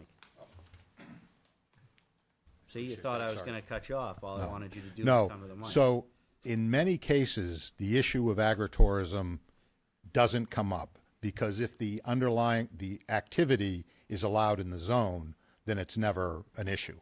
So, whether it's agritourism, I consider it to be agritourism, but it's not a legal issue because of, it was apparently allowed in the zone. So you're saying in a LaBelle's case, it was allowed in the zone regardless because it's a commercial zone? And if I may, to clarify the law, because of this very issue, the legislature wanted to take all the courts out of the issue of is something agritourism or not, except for the Supreme Court. In this case, I was here giving you my opinion because the zoning administrator already gave an opinion, which agreed, with the request. But what the law says, if there is a disagreement between the town and the applicant, that can be appealed to the commissioner who would make a determination as to whether it was agritourism or not. And then if one side or the other disagreed, that could go to the Supreme Court. That's the only way to go. In this case, I've already played my cards because the town and the applicant were in agreement. Thank you. Thank you. So, just so we can get it on the record, can we please go through and say if you feel as though this is agritourism or not, so I can move on? Well, could I ask the applicant, is the produce for the restaurant, the food stuffs, is it going to be coming from the farm or is it coming from, is there any regulation of where? It's coming from the farm. What's grown on the farm will come from the farm and be Okay. used in the. And you did mention something about slowing it down for your high season for the apples. You said something about, That was the commissioner that said that that's an option. Oh, yeah, modifying the hours so that, during peak season, right. There are 10 weekends in the peak season. Yep. To modify the hours during those times, yes. and why would you be modifying the hours? To keep the traffic flow and the people on site as limited. Okay, thank you very much. I appreciate that. So do you think it is? So, or isn't? Ann, I'd like to start with you and just get a yes or a no. Definitely is agritourism. Okay. Yes. I think it's agritourism. Yeah, I think it is too, but I agree with your analysis. Yes, but you're not wrong, Jake. Yes. Yes. Yes, for the sake of saving Max Apples. Yes. Yes. All right, and no. So, all right, we think it's agritourism. See, we needed to get through one thing before we can talk about the next. How long did it take us to I get think there? that I think 18 the minutes. board, I think the board has discussed in depth the feel and the need for a full site plan analysis on this to make sure that, just as we would anything else, it meets our local regulations and doesn't cause any health or safety issues to the town. Does anybody disagree with that? I just want to say to the applicant, again, we're sorry, this is kind of our process, and we, please don't give up on the project, just keep going. If I could just make one final comment, because there were a couple of The comments. last one. Made from the board members that we were trying to shove things down people's throats. I don't even want to. Okay. Well, I'm just saying- Hold on. Nope. Yep. I'm gonna stop you because I don't even want to go there. So with that, thank you, folks. Just going to apologize if that was Not the a case. problem. I don't even want to go down. That's not the intent. Thank you. All right. Subdivision. We have a public hearing on an application for formal review of a subdivision to permit an organic waste processing facility in the Gateway Business District at 162 Litchfield Road, map 14, lot 39-2, zoned Gateway Business. Okay, thank you. Purpose Energy LLC is the applicant, and Nicholas F. Codner, Trust 2012, is the owner. Sounds familiar? Yes, sir. Come on up. Are you the applicant? Before you go through all Hold- this, hold I on, just sir. need an Hold answer on. on a, Are you the applicant? no, I am a resident of Brook Park Estates. So we'll have a public hearing. But before you go through it all, I just have one question. As far as notifications of the residents across from the facility, Is that not required? So, yes, it is required. What I And would I can- ask, listen. And I can tell you that, Folks, what I would ask, it's a public hearing, we have a process. okay, I'm John Saucy. No, Mr. Saucy, you're Yes. not hearing me. I want you to talk. We need to go through what our process is. Our process is the applicant coming up to discuss, so we all have an idea of what they're doing here. We're gonna go to the staff, they're gonna provide their input. What about all the people that would like to be here but don't know this is taking place? We are going to come to the public. I would encourage you to let me get to the public so we can address your question. All right? All right. Thank you, sir. All right. Could I have the applicant, please? I gotta pull up the right thing here.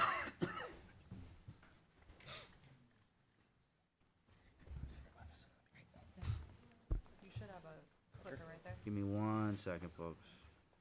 Yeah, pee like a racehorse. Thanks for sharing. Having fun, John?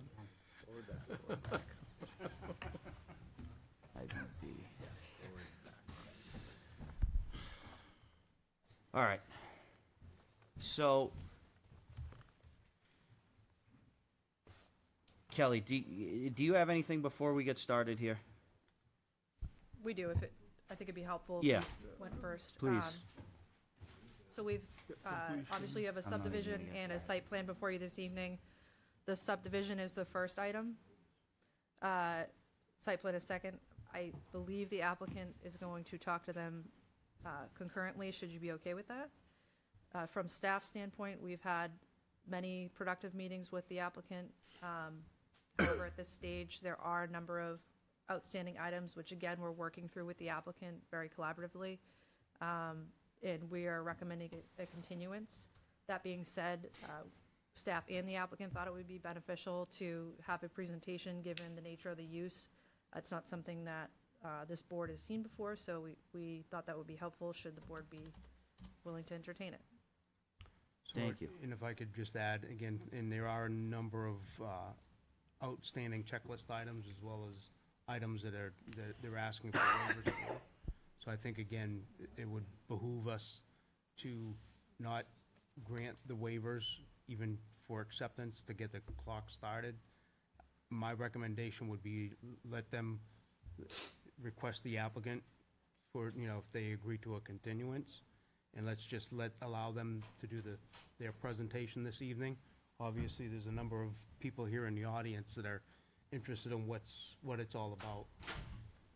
So that would be my So real quick, recommendation. from a board standpoint, obviously, we have a number of checklist items here. Do we want to go for a motion to accept this, or would we like the applicant to just present for the time being? What is that? Present. What I does think the applicant just want? just to present. Yeah, I think just present. Just present? There's a lot of them, and some of them. Okay. Is B and C the same? Just so I understand, because they're both the same Yes, address? but no. Yes, but no. So- One's a subdivision, one's a site plan. So Same lot. Ryan, B creates the lots, so it's one big lot. So B separates the lots. One of them stays as residential in nature, then the other lot off of North Wentworth becomes the lot where this facility is to be built. Okay, and are we discussing splitting the property right now, or are we discussing? So again, what typically with something like this, Ryan, the applicant would present both ideas, basically.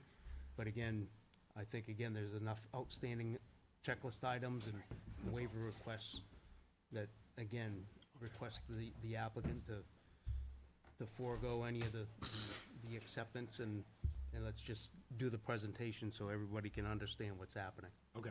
Make sense? Yep. I'd be fine with that as a board. You all right with that? Okay, thank you. All right, gentlemen. We have our marching orders. All Go right. ahead. Thank you. Good evening. My name is Nick Golan. I'm a licensed engineer and principal with TF Moran. I'm here joined by the applicant, that being Purpose Energy Londonderry LLC, who's both a developer as well as going to be an operator of this facility. That being Mr. Sean O'Neill, who's a senior vice president of development with Purpose Energy. Also with us this evening is Recycle Works, who would also be a co-operator of this facility. Dan Bonacario, the second and third president and CEO, or who are over my right shoulder here. Other components of our project team consists of our attorney Ari Pollock from Callahan and Cottrell, and last but not least is our project consultant Kevin Smith. So we're hoping our group can give you the information that you are looking for tonight relative to what we're proposing. So if I can, just to get us situated, where are we? This is 162 Litchfield Road with access from North Wentworth Ave, tax map 14, lot 39, zone gateway business district. The area of the parcel, 50 acres. Our proposal is to subdivide that lot, creating a 15-acre lot, which would allow for the Southern New Hampshire Green Energy Campus to move forward. That 15-acre portion is specifically the portion outside of the airport access road mitigation area. So through the course of this evening, we're going to talk a little bit about, well, why are we located here? There's a lot of real good reasons. There's a lot of great science that we're going to talk to about tonight.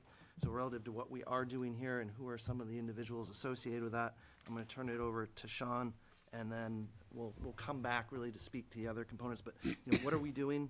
We are reducing waste streams to New Hampshire landfills, producing renewable biogas that can then be injected into the local natural gas network.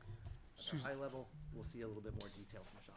Excuse me, Nick, before you get going though, again, these are all the residents out there. Do you have the subdivision plan? I'm assuming we have it all loaded up. You don't have a slide, correct? Want me to just pull it up? We do not.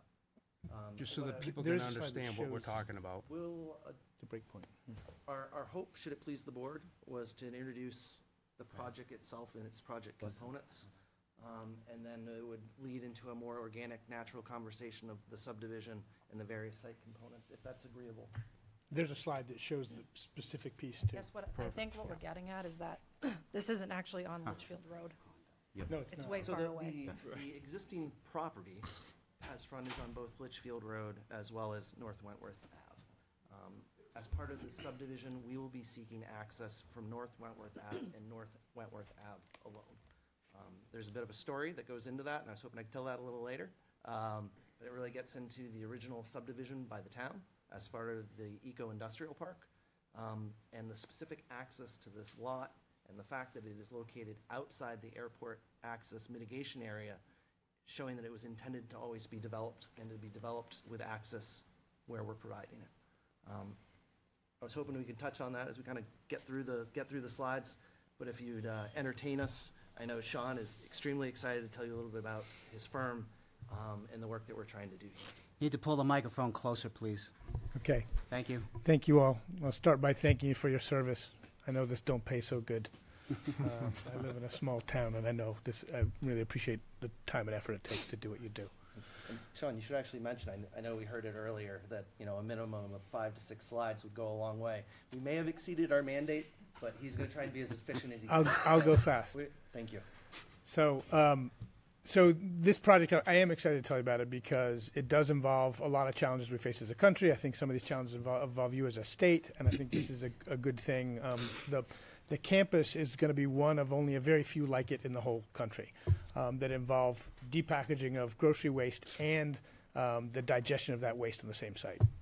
So America has a big food waste challenge, more than 40 million tons of just manufactured food that never makes it to a grocery store, ends up at a landfill often every year. Then residential is your second biggest source of organic waste that goes to landfills. That's a particular problem for New Hampshire because 30% of landfilled waste is organic, and you've got 5 years left on your New Hampshire landfills. So if you can keep the organics out of your landfills, that's good for taxpayers. It's good for everybody. How do you do that? Well, 2 ways. You keep you get the food waste from the food firms, and you anaerobically digest it. Anaerobic digestion is the same thing your stomach does, pretty much similar process. And what my firm does is builds those big stomachs. And you also can take residential food waste, which we'll be doing for the town here. So the good news about this technological solutions is that 2 of the leading firms in the country are here. So RecycleWorks is one of the leading firms for depackaging food waste. That means literally mechanically taking it out of the package. This is food that wasn't, that's aged. It was a bad run from the factory. Any number of reasons why it might be in a package. You take it out. It's mechanically removed from the package, and then it goes into a big stomach, which we make, which is a digester. We have three outputs, really. One is clean water, which I'm not showing here. Renewable gas, which is basically the same gas that's in your gas pipeline. We have to clean it up to pipeline quality. And dirt, fertilizer. Those are the outputs of the project. So just real quickly, RecycleWorks, like I said, is one of the leading firms. I think what I want to highlight here is their diversion rate is by weight. 99% of what comes in never goes is not waste. So it's reused, right? 99% of what comes in, only 1% goes out to a landfill or incineration. That's an amazing diversion rate. Purpose Energy, I'll just jump right into who we are. You know some of these brand names. You've probably consumed some of their products. We've built digesters for these firms in front of you. The most recent ones, you'll know Cabot Cheese, Ben & Jerry's Ice Cream, Dannon Yogurt. We build and operate food waste plants that turn their waste into biogas. I'm going to invite Dan to talk about RecycleWorks a little bit so you know who your neighbor hopefully will be.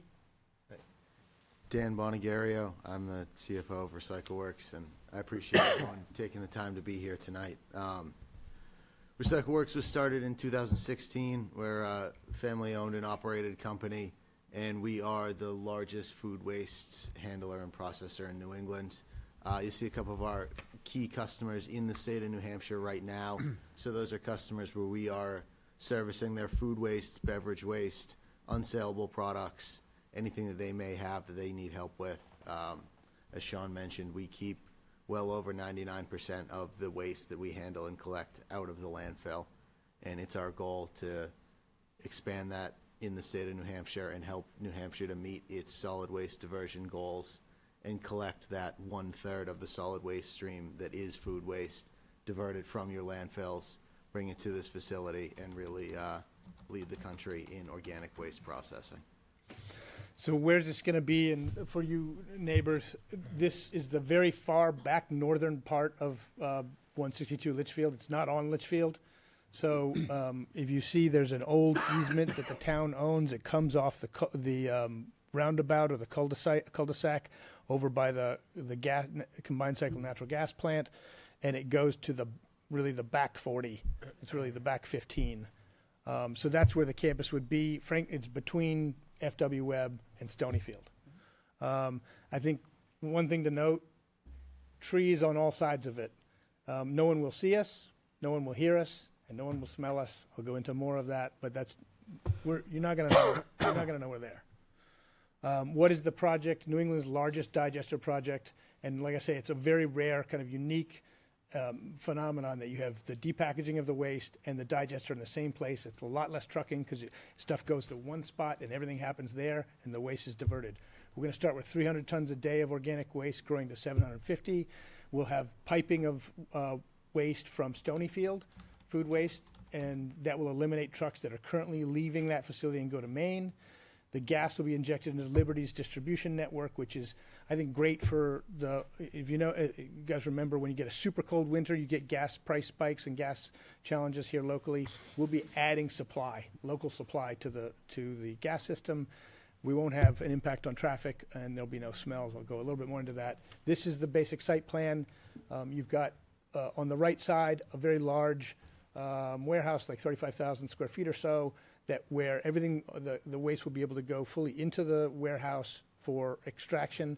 Then the digester, the first phase, several large digester tanks you see there, and then some equalization tanks. First, the flows come into the equalization tank, and then they get fed into the digester. We'll go into process a little bit more later. And then there's that area that says gas. That's a processing area where the gas is refined from biogas into pipeline quality gas. Real quickly, will you take just a couple seconds on the front end of your process? Sure. So, the depackaging side, the receiving side, will receive trucks that are all sealed. They'll come in as dry van tractor trailers, which are closed to the outside, bulk liquid tankers, and then some collection vehicles, all of which come in enclosed, offload in the building, whether it's removing pallets from a trailer, negative vacuum extraction from a tanker truck, or end dump from a collection vehicle, all of which happens inside the building and behind closed doors, out of the elements, making sure that there's no vector, odor, any of those issues.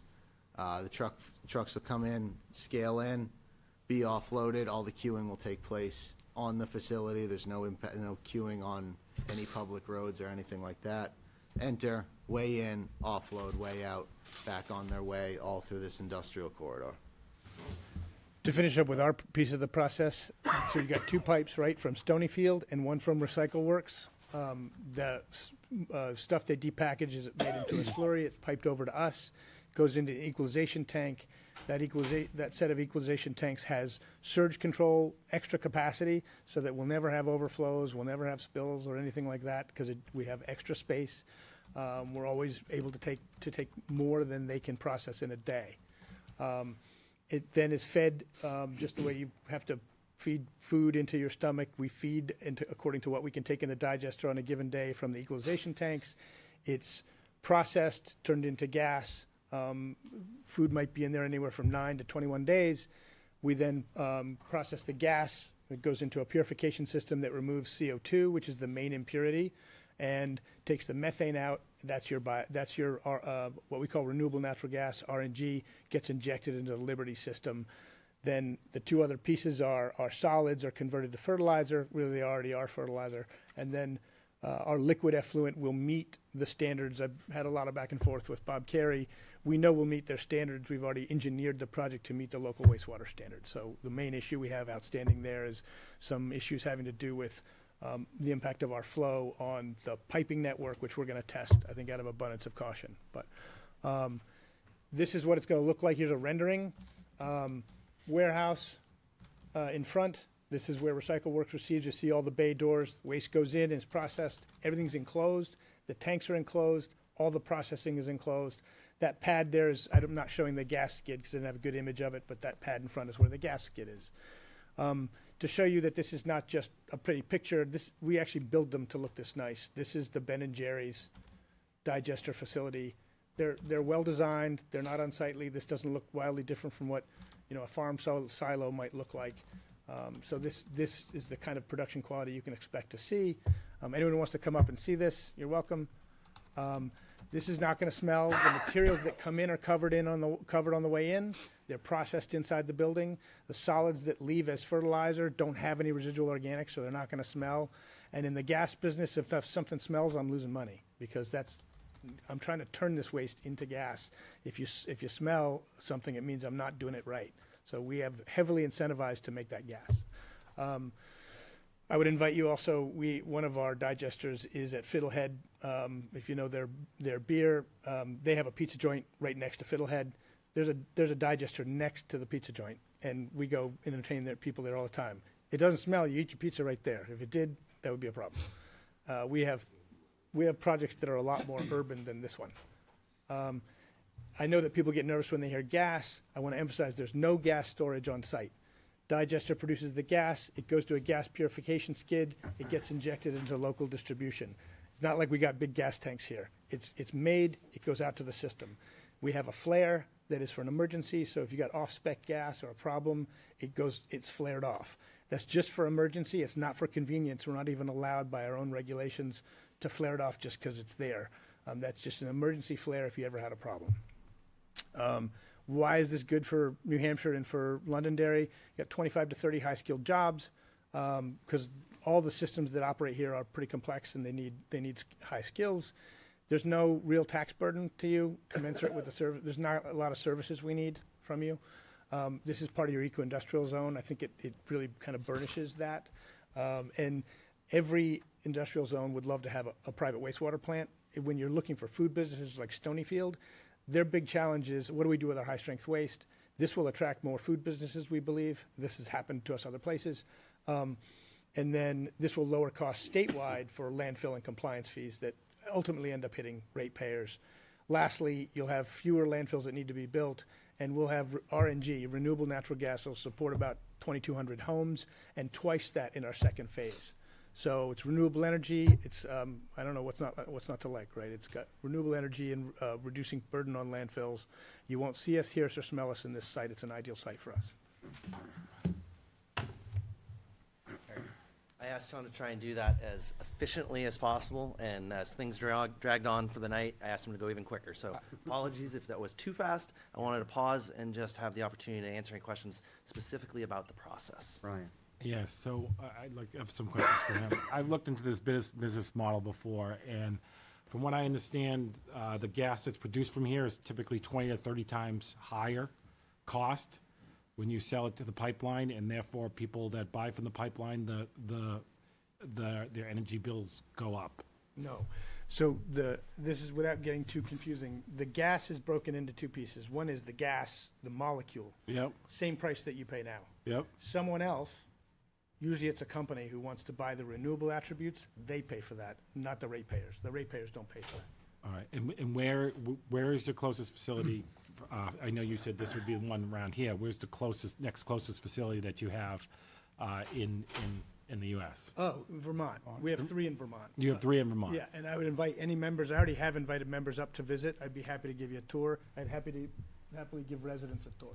Yeah, no, just because when I looked into it, I think it's a great idea, the whole idea, but I just think you're going to spend a lot of money making it. So yes, it's Okay. expensive. Thank you. Just on the effluent, how are you treating the effluent before it gets into the system? I have a firsthand knowledge. I work with anaerobic digesters.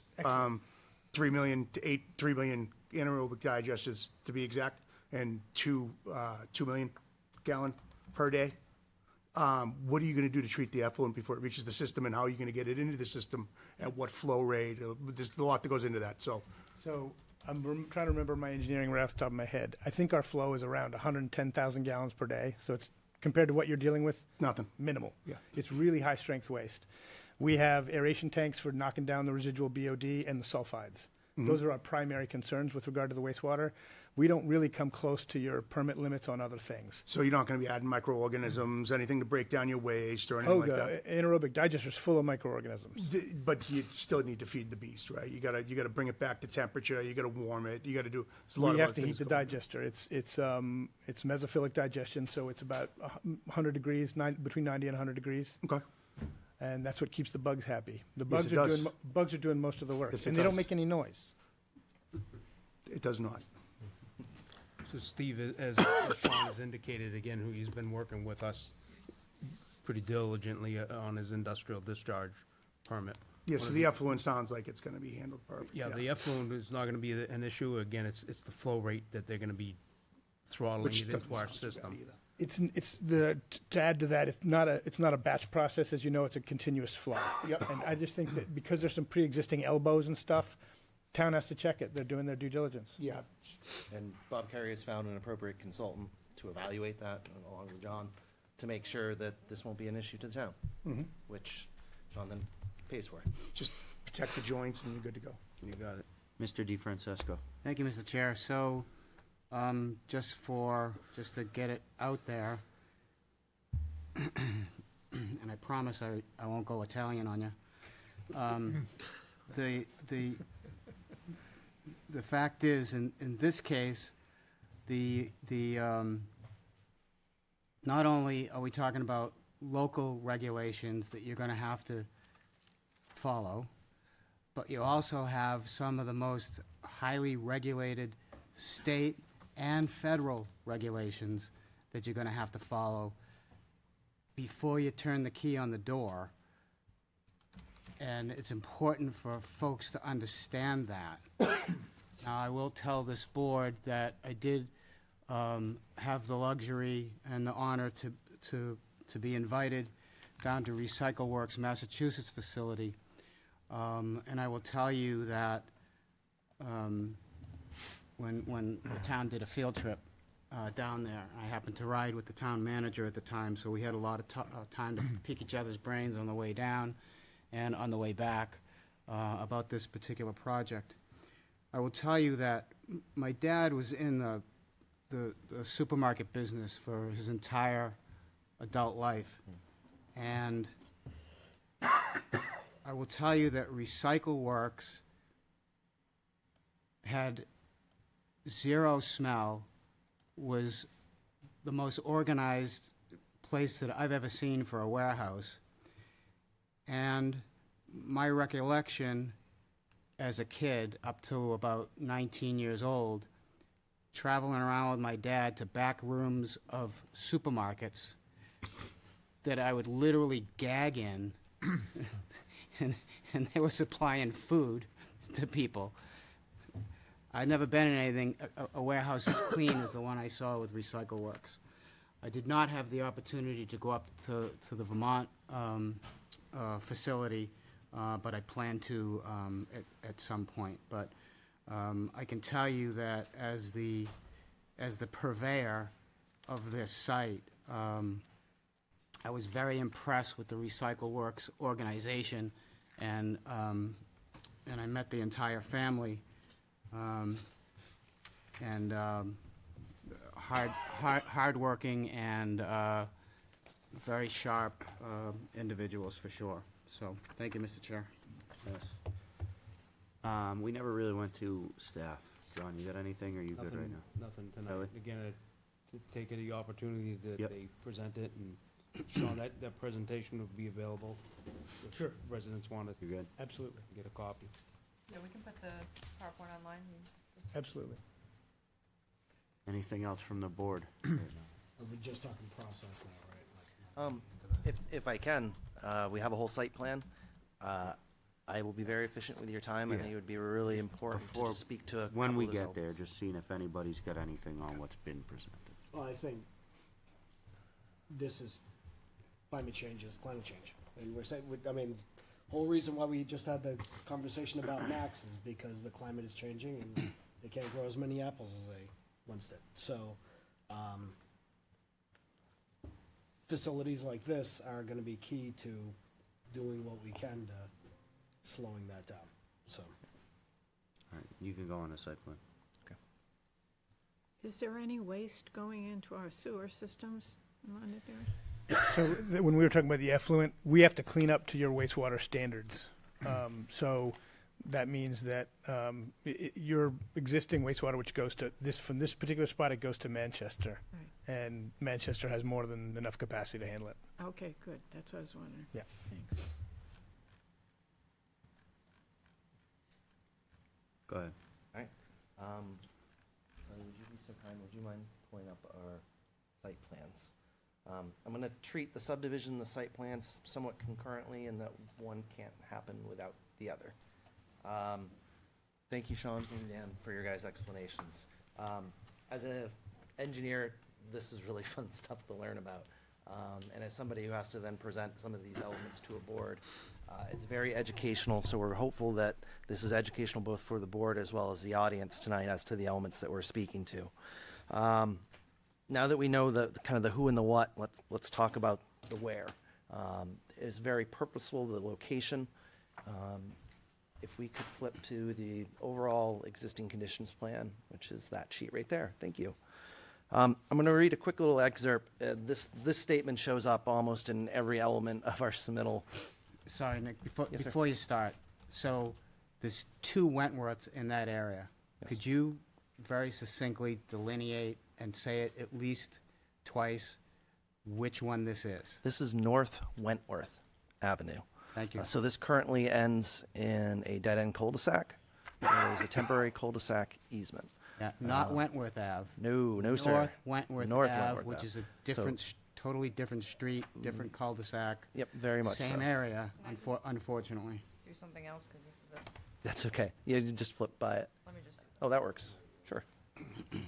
So while Kelly's pulling that up so that we can see exactly where we are in relationship to other components of the town, it really speaks to the element that I was hoping that I could read for the board.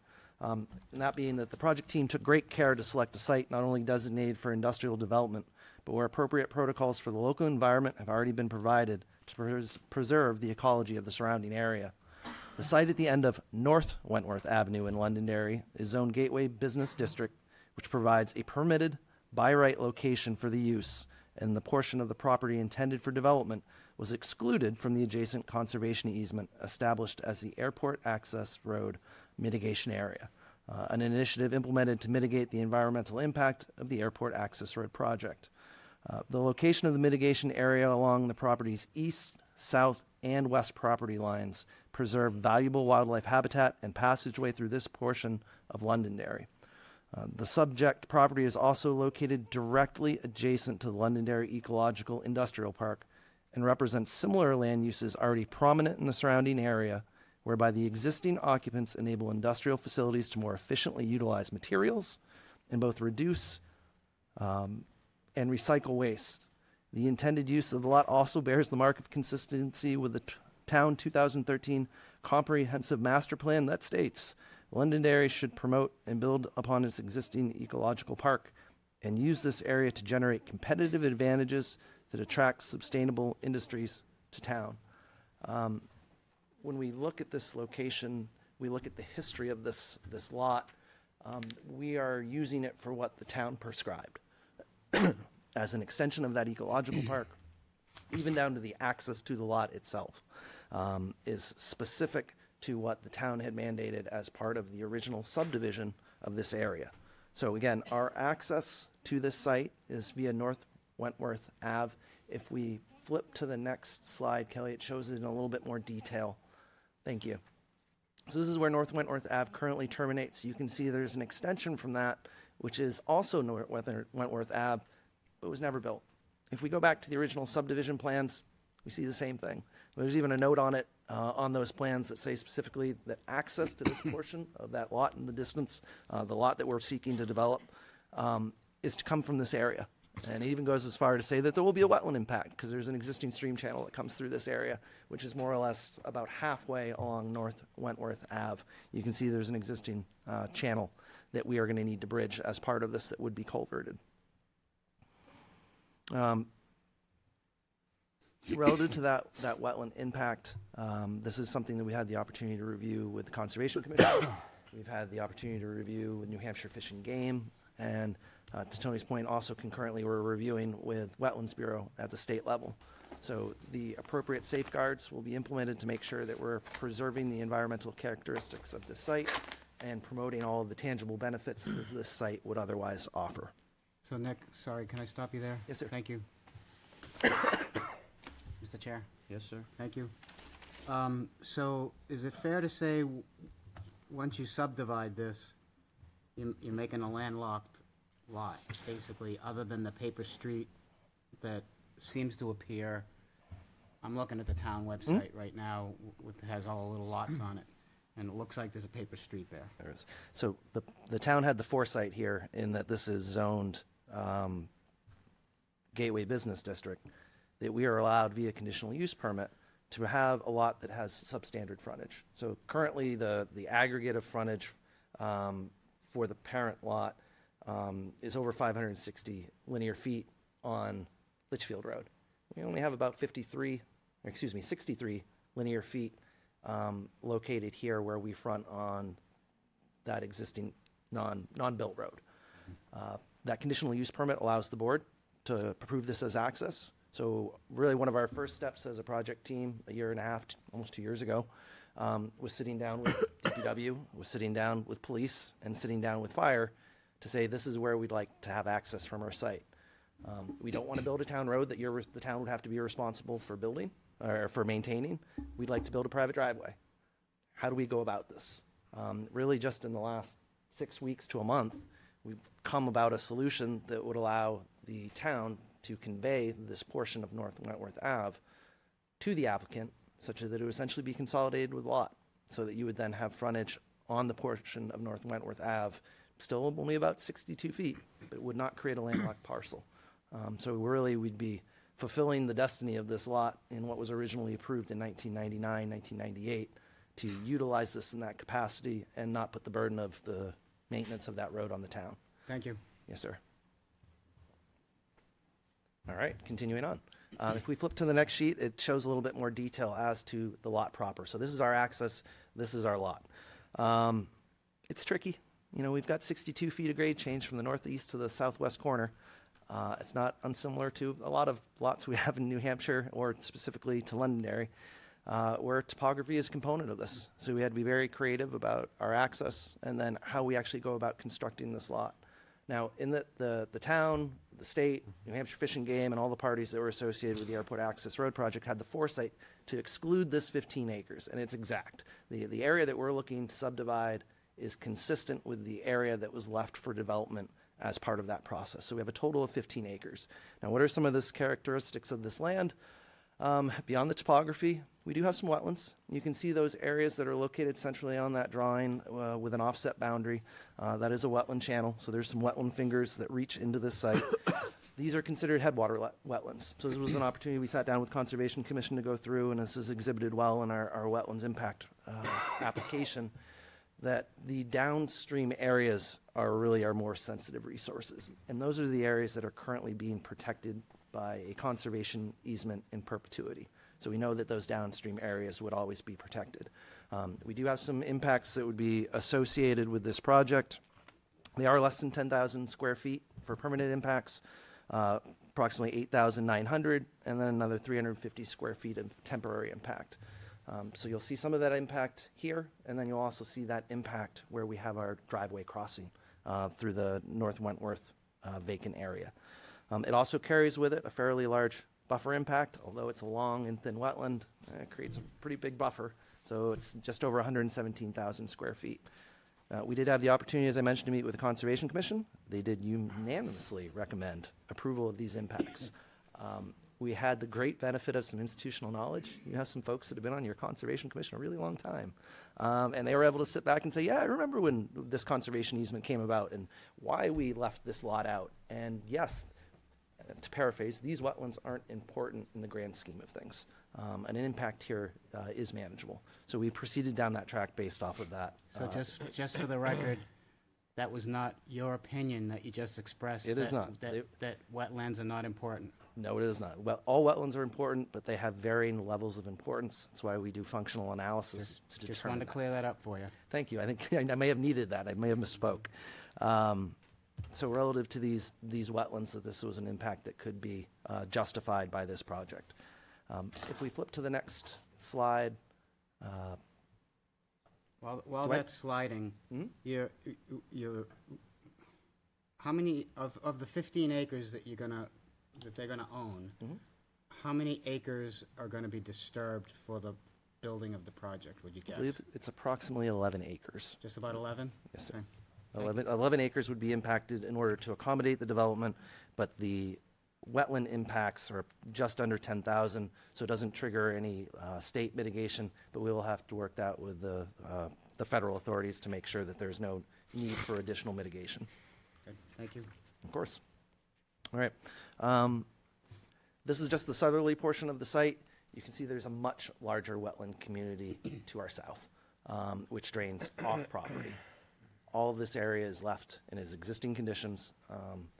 I won't speak to waivers, but one of the ones that we have is that we're looking to just provide CO signage on the lot we're developing, which the Conservation Commission thought was appropriate. Flipping to the next slide should be our site prep plan. This shows where those impacts are. This shows the area of the lot that we're developing. Obviously, it costs money to move dirt, so we're trying to tighten up our development as best we can so that we have as small as a footprint as is necessary. But with any industrial facility, safety is job one. So making sure there's appropriate turning radiuses for fire trucks, for the oversized vehicles that were previously mentioned that are bringing in materials that would be recycled, really drives the level and the overall impact of this project. Now, we have in some areas incorporated steeper slopes. I know historically the engineering department likes to see 3-to-1. We have incorporated 2-to-1 slopes in some locations, but have provided appropriate geotechnical specifications as to how those slopes would be treated, how it would be compacted to show that these slopes can be built and sustained without having to riprap them. Now, those 2-to-1 slopes are imperative because it allows us to lessen our wetland impacts. So you'll see that in the southwest corner of the site as we flip, actually, let's stay on this side for 1 second. In the southwest corner of the slide, you can see where that wetland channel really leaves the property. We're proposing a retaining wall there in order to lessen our wetland impacts, and we're also incorporating a 2-to-1 slope versus a 3-to-1 slope so that we can reduce those overall impacts. There are a couple other areas where we're seeking to lessen our impacts that deal with our facility design, but I'll touch on that momentarily. If we flip to our next slide, This should be our overall site layout plan. So just in the grander scheme of things, again, this paints a great picture of those off-site wetland areas that have such higher diversity and such higher value. They'll be able to remain in their current state. It also shows just an overview relative to where we are. Stonyfield is located in the upper right-hand corner. As was mentioned in Sean and Dan's presentation, there is an opportunity to install a process pipeline that would directly connect the two facilities. And why is that important? It's taking more trucks off the road. Right now, those trucks are heading to Maine. With the institution of this facility, we're now just driving from Stonyfield to this property. It's taking truck miles off our roads, not to mention the benefits with the reductions in our landfills, but we're taking trucks off road, which I think would be equally important. So if we jump to our next slide, excuse me, this should be a more detailed vision of the site plan. So Sean spoke to the process elements of this. I want to speak to just the site elements of it. And if there is a desire by the board for additional detail for any of these industrial processes, that is one thing we'd like to walk out of here hearing. There's a couple of comments on the review from engineering and from Stantec asking for specific details of flares, of biostorage bins. We don't know that that's necessarily appropriate or the right purview of this board, so we're seeking your guidance if we need to provide additional details to show that this facility is appropriate. So to the right side of the screen, that is our site driveway coming through the vacant portion of North Wentworth Ave. As you come into the site, the expectation is our truck traffic is going to turn to the right, where you have your first scale. So you're scaling in, as was mentioned by Dan earlier. And then as you round around the building, there's a second scale that would allow you to scale out. They could also use that for that purpose specifically. They may build that second scale in the future, in which case you just circle the building to scale in and scale out. One of the important features, and was a coordinated effort with both police and fire, is that lovely hatched area that surrounds the building. That is a fire lane. That will allow us to know that that area will remain free and clear at all times, as the minimum prescribed width that the fire department would allow, which is 20 feet. That would preclude the end users from ever idling a vehicle in that location. Again, safety and the ability to access the facility as well as navigate around it of the utmost importance. So as we work our way around that building, I mentioned the scales. It's one of the first items you see. The depacking building where Recycle Works would be housed is the larger rectangle. As you work your way around that, the back of the building, which we thought was the most appropriate location, is our dumpster and compactor area. There was somewhat of an insinuation in the review that these were outside storage. I think we are looking for a little bit of an affirmation from the board that dumpsters and compactors are not outdoor storage. If we need to seek a zoning opinion, it would have to come from Kelly, as Mr. Codner wouldn't be able to speak to this. This is his property. But I don't think in the work that we've had the opportunity to permit here, that's being TF Moran, have we considered those outdoor storage. So we would be looking for a little bit of a clarification on that. As we work our way around the building, you'll also see there's a couple of parking spots that have been identified. The southeast corner of the DPAC facility is where the office area is, so you can see there's some parking immediately in front of that. And then immediately to the east, there's some overflow parking. This is a highly automated process. You don't have the need for a lot of parking spaces. I believe the calculations that we've provided show a maximum of 23 spaces would be needed. Now that's based off of the ITE traffic generation, or excuse me, parking space calculations, not the town. So there is a waiver that's going to be in there that has to do with parking. But we've located that parking specifically relative to our end users. So we have some parking spaces as been requested by Recycle Works.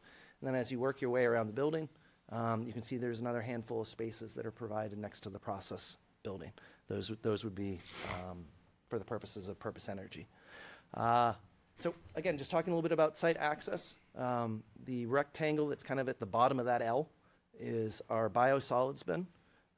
It's very much strategically located from the standpoint of, you can see there's a nice big large curvature in front of that that's pavement.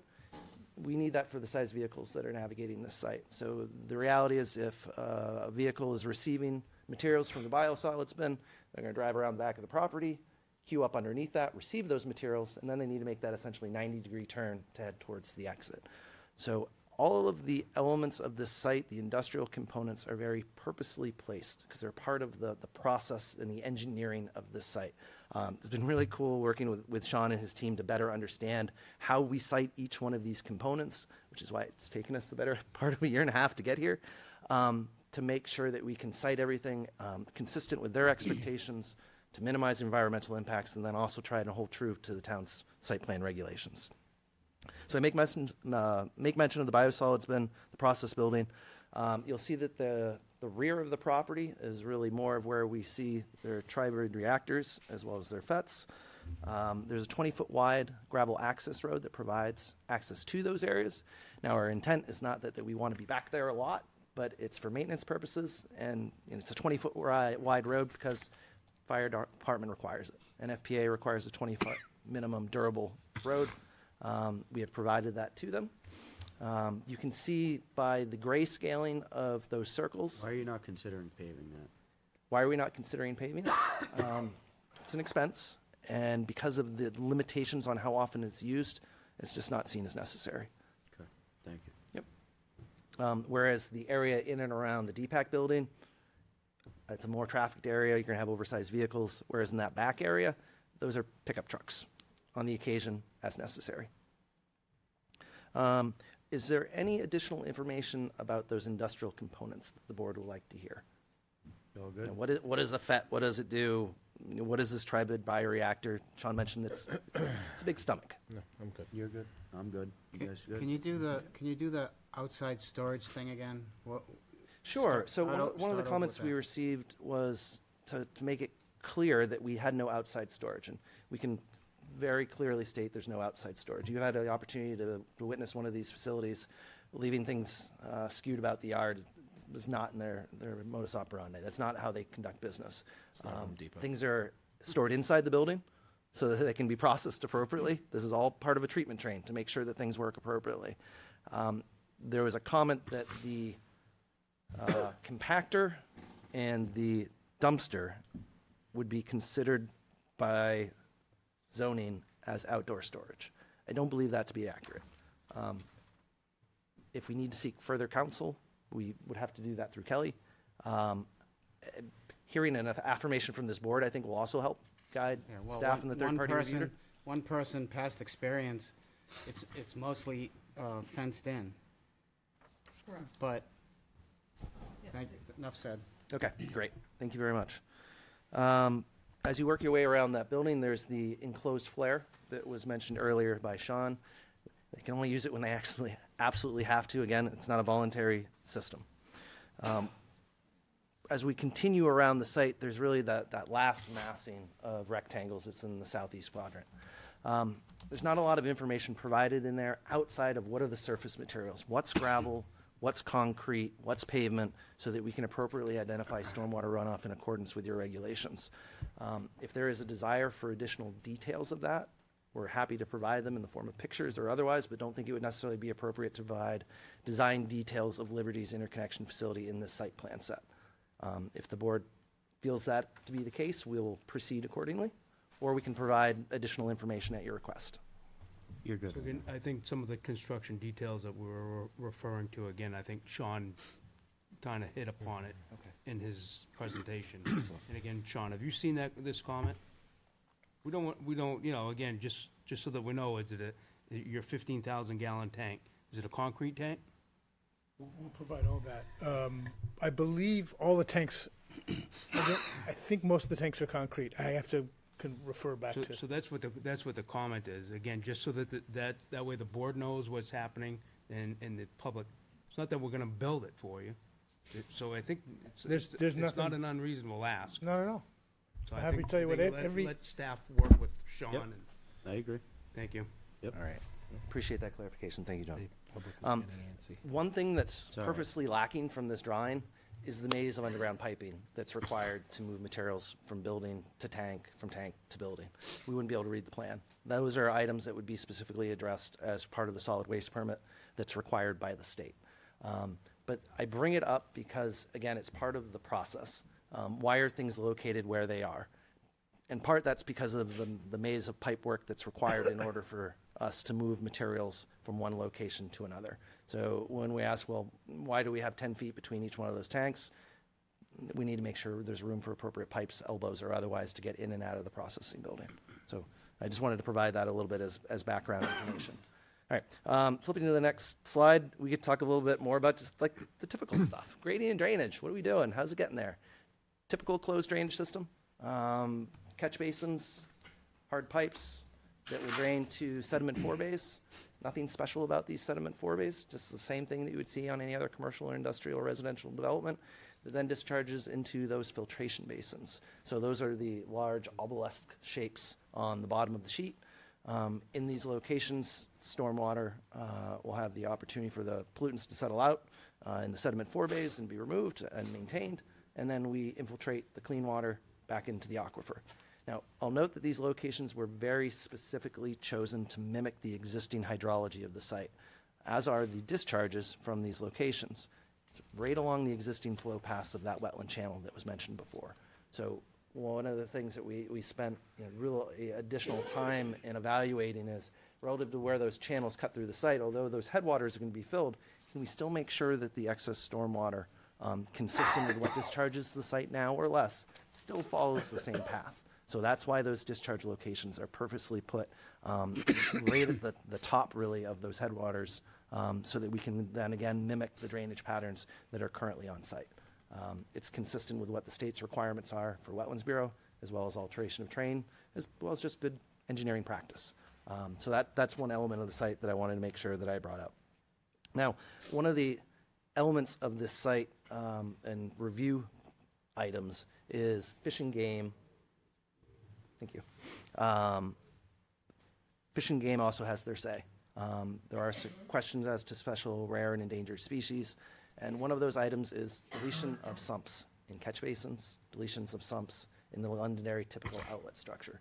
The purpose being if a snake or a turtle or another invertebrate species or otherwise got into our drainage network, they're not going to perish at the bottom of the sump. They would have the opportunity to slide on down that pipe to where they would ultimately come out into one of these filtration basins. It is a state mandated requirement. I realize that flies in the face of the town requirement to have sumps, so I was going to seek a little bit of guidance as to whether or not that needs to be a waiver of your standard detail, or if that being that it's being prescribed specifically by Fish and Game as part of the alteration of terrain process, that it's allowable without a waiver. So where we are in MS4 community, we require the 3-foot sumps in our structures. We require the 1-foot sump within our outlet control structures. So there are requirements that we have. We've worked with Fish and Game. Fish and Game has agreed to either reducing the size of the opening so the snake doesn't fall through, or they put a screen on the top of it, and then it becomes a nightmare, a maintenance issue for the applicant, and that's how we've gotten over that issue. Fish and Game doesn't like it, but again, then you respond to the MS4 requirement that EPA is mandated that the town follow.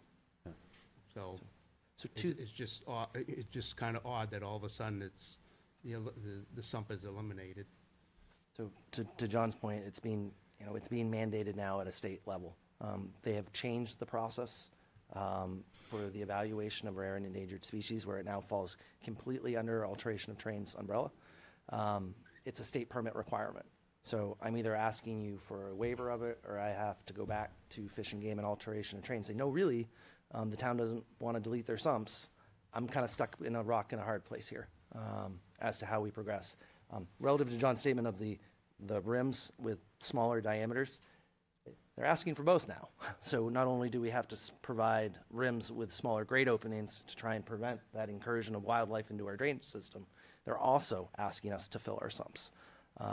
So I guess I need a little bit of guidance as to how we progress on that item. Got any more input on it, or are you good? They need to go back to DES, Yeah. push back. Yeah. That's what they need to do. Yeah.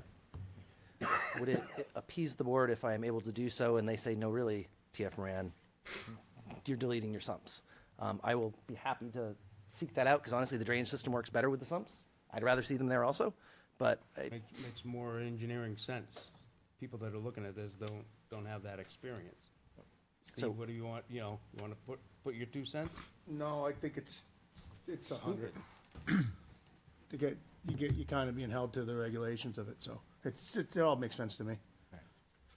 Given that this is more of a presentation tonight versus a public hearing, it gives me the opportunity to go back to Fish and Game, and then I'll either copy John in or otherwise to say, we have been asked to revisit this item with you. Would you please reconsider?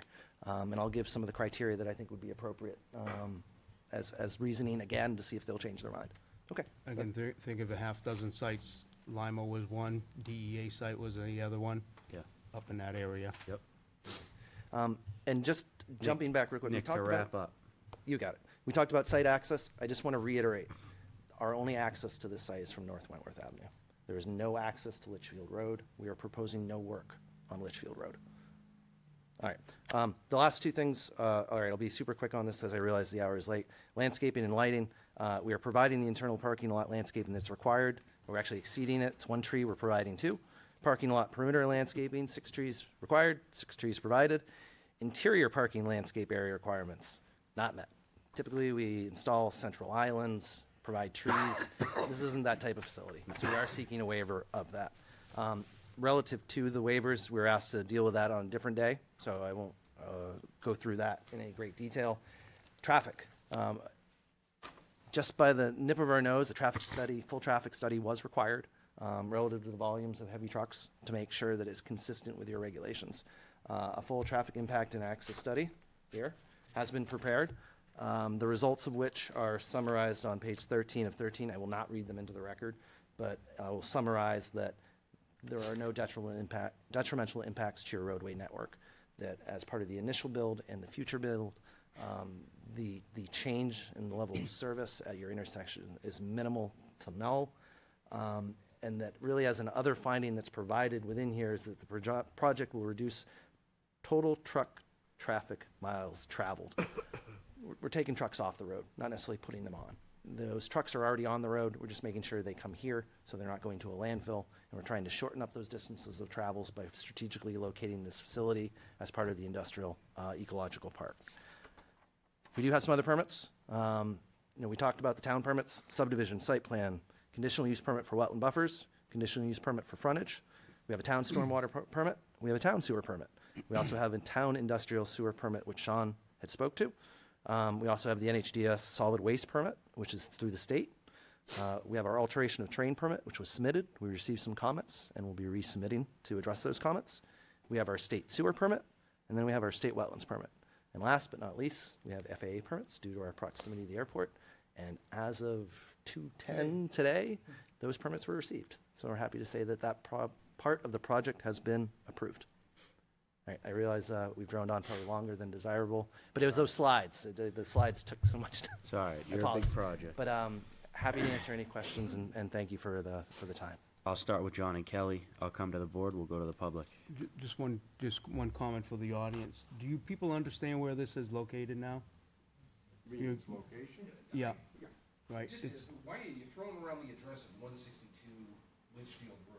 Because- That's right across the street behind it, but it's near. Because that 162 Litchfield Road is a huge parcel that goes out back. Kelly, can you just pull up the Follow me? So it's GIS? got like 500 feet of frontage, but it goes back quite a ways. Subdivide the land.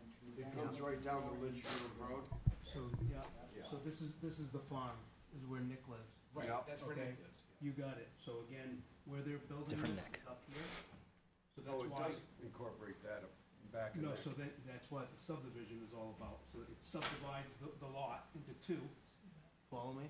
Yeah. And then the facility will be constructed here with the access off of North Wentworth. So you're coming off Follow the me? cul-de-sac going into that area. Correct. To help Make sense? Yeah. to help illustrate John's point, we followed the conservation line, so what's shown up there is the exact subdivision line relative to where that conservation easement is struck. It's a pretty good ways in the back. So it's And it over just- 2,000 linear feet to a well. So we have to legally notice it as 162 because that's what the parcel is existing as today. We can't do what it will be in the future. Make sense? Good, thank you. That was my big thing. Kelly? All set. Yep. Thank you. Board? Yep. I spoke glowingly about this a second ago, and now I'm gonna Reel it say in. the other thing. Under your on page 64, right? You mentioned traffic from this proposal generates less than 100 trips. I can tell you, and it says they'll be evenly distributed, right? I can tell you that a lot of these trucks are gonna use Google Maps, and Google Maps is going to send them down local roads that are no-through trucks. And assuming half of those come from 93, and half of those use Google Maps and blow through the no-through truck signs, you're gonna be sending about 25 to 30 18-wheelers down, and I'm not saying you guys, I'm just saying there's probably gonna be an additional 25 to 30 18-wheelers going down roads that are not meant to do them, over bridges that are not meant to handle them, and tying up intersections that are not meant to have 18-wheelers. Yeah, so it's a good point, and it's something that, exists. The vast majority of the trucks coming to the facility will be owned and operated by our company. So all of those will follow the correct trucking route the first time and every time. There will be volume received from other waste companies and maybe some food producers who deliver on their own. There won't be any unscheduled deliveries. Everyone will come in with an appointment, with a route sheet, with a delivery number, and with a known an appointment set up. So that yes, there could be a mistake, but the vast majority of the trucks will have all of the information ahead of time, and no one will come in unscheduled. So I do believe that it should. Mistakes happen, but we have a pretty decent plan for it. So you can assure me that at least the ones that you own will not be going down roads they're not supposed to? 100%, first time and every time. And the ones that you don't own will be notified to stick to the roads they're supposed to stay on? Absolutely, and if they do make a mistake, it'll be the last time that driver delivers to the facility. We have a similar regulations at facilities that we operate now. Okay, all right, thank you. Yeah. Anything else from the board? I think that the gentleman who just spoke, if you don't understand what's going on, it's a family-run business. It's pretty tight. The facility that I visited was in the middle of a residential zone that basically had a strip of commercial businesses in it. And I had to drive around the building twice to find them because it wasn't obvious. That's how. I mean, it's pretty tight. The other thing too, and I based on what I saw, I fully believe what the gentleman just said. And I don't know if I said it the first time when I visited that site in Massachusetts.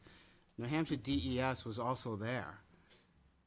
That's pretty impressive that New Hampshire DES took, and there was a bunch of them, took the time to go, I don't know what it was, a little over 2 hours to that site to see what was going on.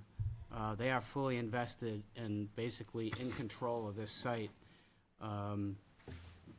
They went to a Vermont digester too. Say it again? They went more than 2 hours to a Vermont, one of our Vermont one, digesters too. Over 3.5 hours, give or take. And so, it's important to understand that the New Hampshire DES has control of this thing that's going on here, and will continue to do that as they operate.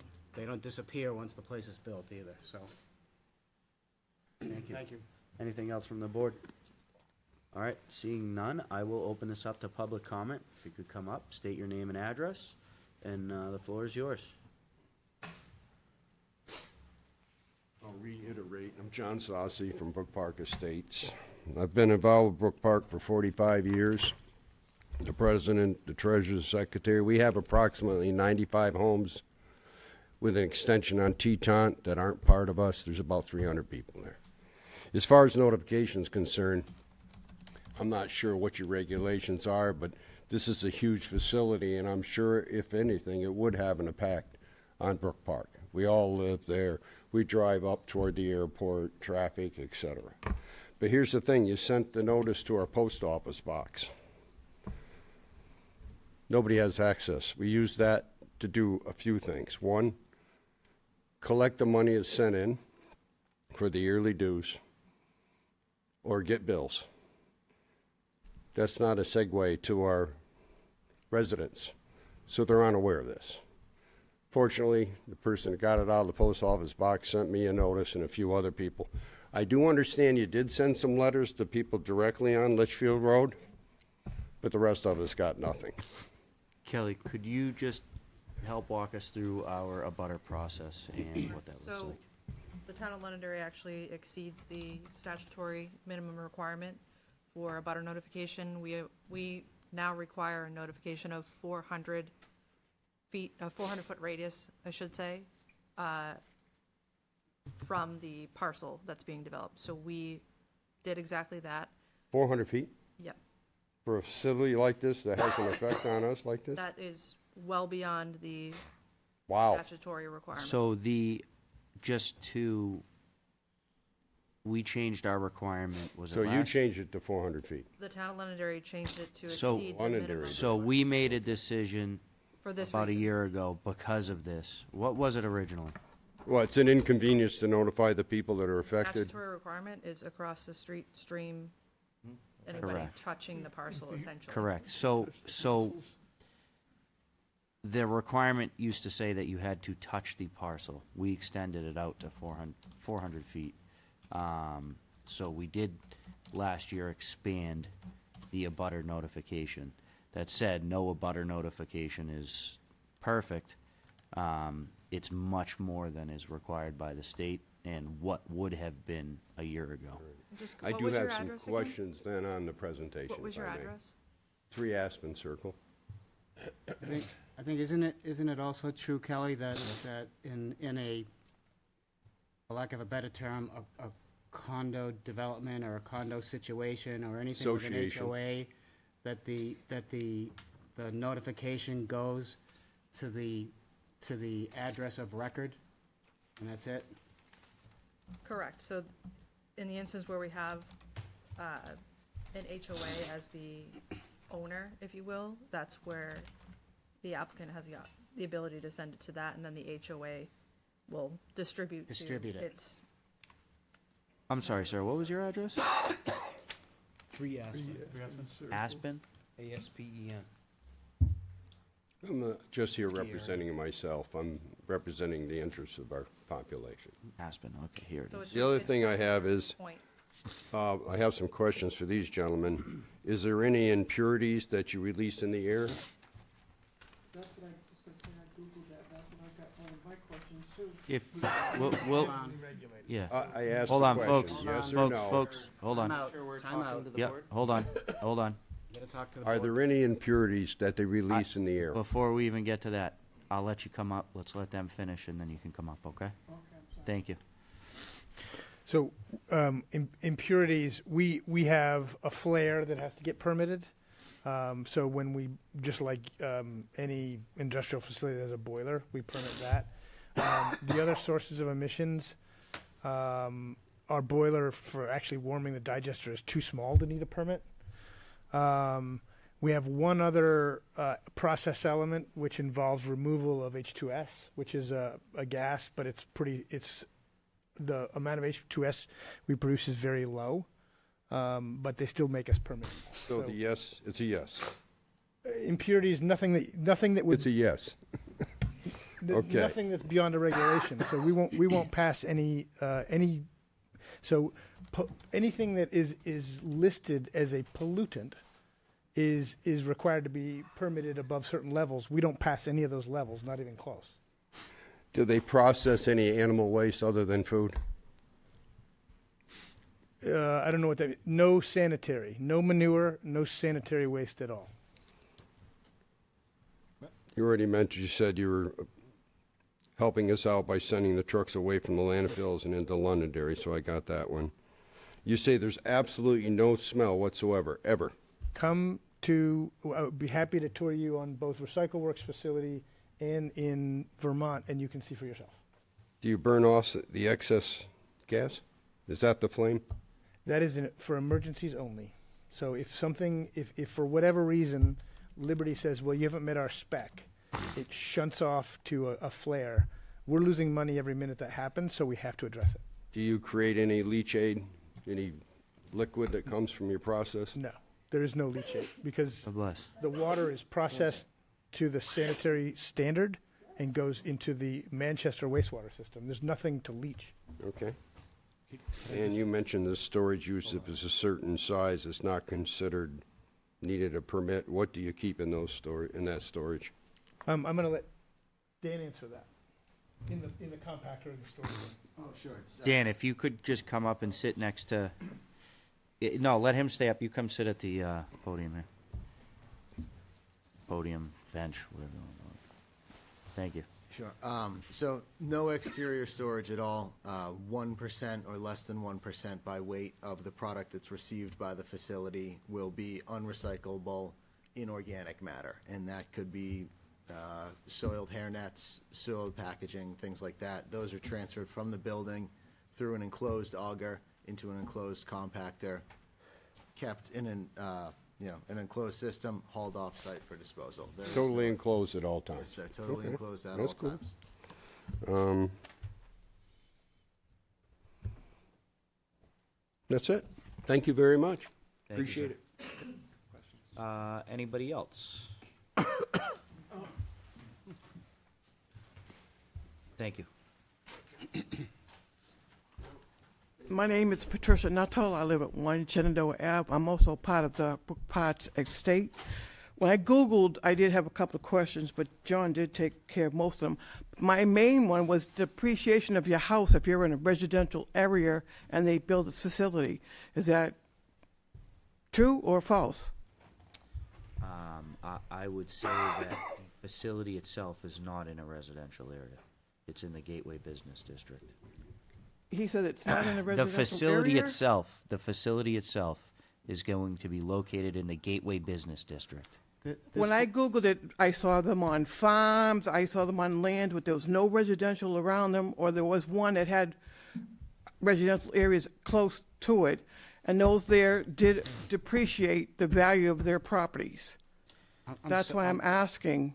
You're thinking no? I can't necessarily speak to the depreciation of a home, but what I want to clarify is that this is being built in the Gateway Business District, which is a, what do you want to call it, commercial industrial district, for lack of a better terms. Stonyfield Farms has a digester right nearby. Theirs is out of service. They don't use it anymore, but they already have a digester. It's not far away. I don't think it's damaged anything. The only other thing I'd offer is this is an allowed by right use in this district. I understand that. Thank you, sir. Ryan, can you wait, or is it? No, I just wanted, to those two people, I just measured the distance. It's approximately a mile from your home to the entrance of their facility, and it's as the crow flies, and it's 2.6 miles if you drive there. So although it may look close, it is a good distance away, just if that helps at all. Come on up, sir. Thank you. John Masana, 2 Shawnee Place. You had said you were going to pipe over from Stonyfield to your facility, if that's correct. Do you have an image that shows your plan for that pipe? We don't have. Do you have something? Okay. Kelly, if we can turn to the off-site improvement plan, which, shoot, it's probably 5 or 6 sheets heading down the line. I'm sorry. I was just curious where it was going to run through. It's all right. Sure. So it runs along North Wentworth Ave up to the existing sewer. There it is right there. So this is the extension of North Wentworth Ave that we had mentioned previously, where it ends in the cul-de-sac presently. As you work your way up North Wentworth Ave to the right, you can see where Stonyfield's, is that where their biodigester actually is, right there, Sean? Yes. So as you work your way up to the very top of that property, you can see a hard double-dashed line which cuts across North Wentworth Ave. Yep. So basically in that general area is where our process pipeline would then enter into the Stonyfield facility, and then make its way to the interconnection with their facility. Okay, so that's an underground pipe? Yes, sir. So that'll be tearing up the town road, a town road that we maintain, which I'm fine with, right? I get that. You're responsible for that the whole way through, though, right? The town's going to have no liability with that pipe. the asphalt or anything to do with that moving forward? So, Mr. Chair, I would add that if we are able to cross North Wentworth Ave, we'd, I believe, have to secure an easement with the town, and those rights would be clearly prescribed as to what our responsibilities are for maintaining that pipe, which would be the sole responsibility of the applicant. Thank you.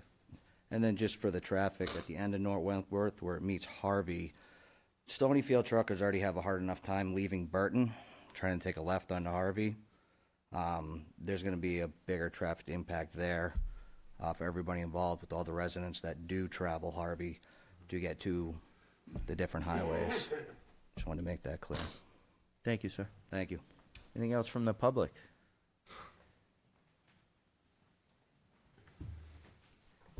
Just a couple of quick things. My name's John Kirkaldy, 51 Yellowstone Drive. Just to be kind of back to the traffic, basically. I'm on Yellowstone Drive. My driveway goes out to Litchfield Road. I mean, Litchfield Road now, we've got all kinds of Continental trucks, trucks up and down all the time.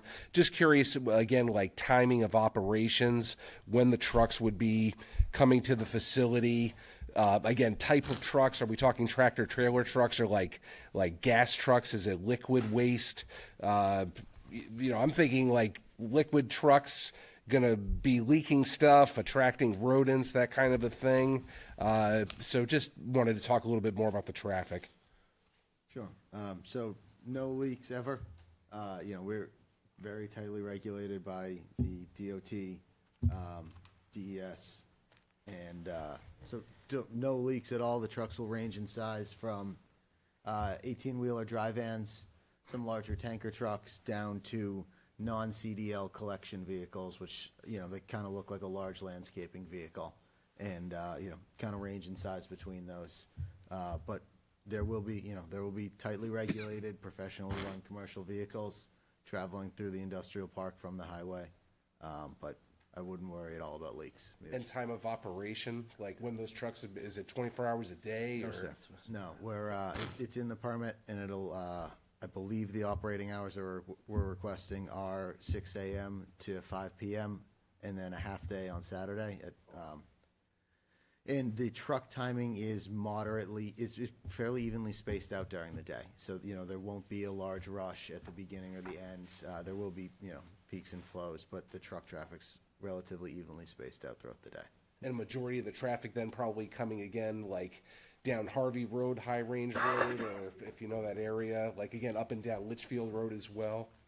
So I'm gonna go ahead and answer that a little bit more, Nan. Just from the Sure, standpoint of I've got this great thick traffic study in front of me, and in part we use the information that was already compiled by the town as part of your traffic study to dictate our traffic patterns, where our base distribution for trucks to and from the east is Pettingill Road to Harvey Road North, and then to and from, to the Turnpike.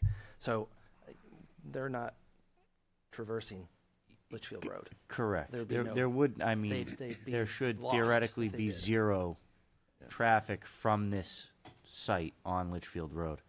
Only if somebody I know what lived you're there and saying with driving to our Continental, something like that, but it's not coming from Litchfield. You figure it's either, they're gonna come off exit 3A, they're gonna come off of 3A at, what is that, exit 12, and they're gonna come down Harvey, or they're gonna be coming off 93, going up 28, coming over, and coming down that way. That was actually the question that I asked. So. Yeah, So that's all. that All right, should be thank you. done. Thank you. Anything else from the public?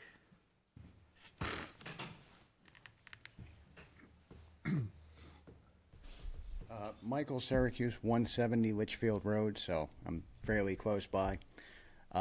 You guys are obviously going to do what you do. I'm just going to say my piece anyway. I'm against having this so close to where my house is. There's plenty of stories online about smells and all kinds of other stuff. You can read the articles, you can look at all that. So obviously I'm against it. Excuse me. And as far as where my house is, had I known when I bought it all of the industrial development that would take place behind my house, I probably wouldn't have bought it in the first place. But there's a million things that they put up there, excuse me, with the expansion at the airport.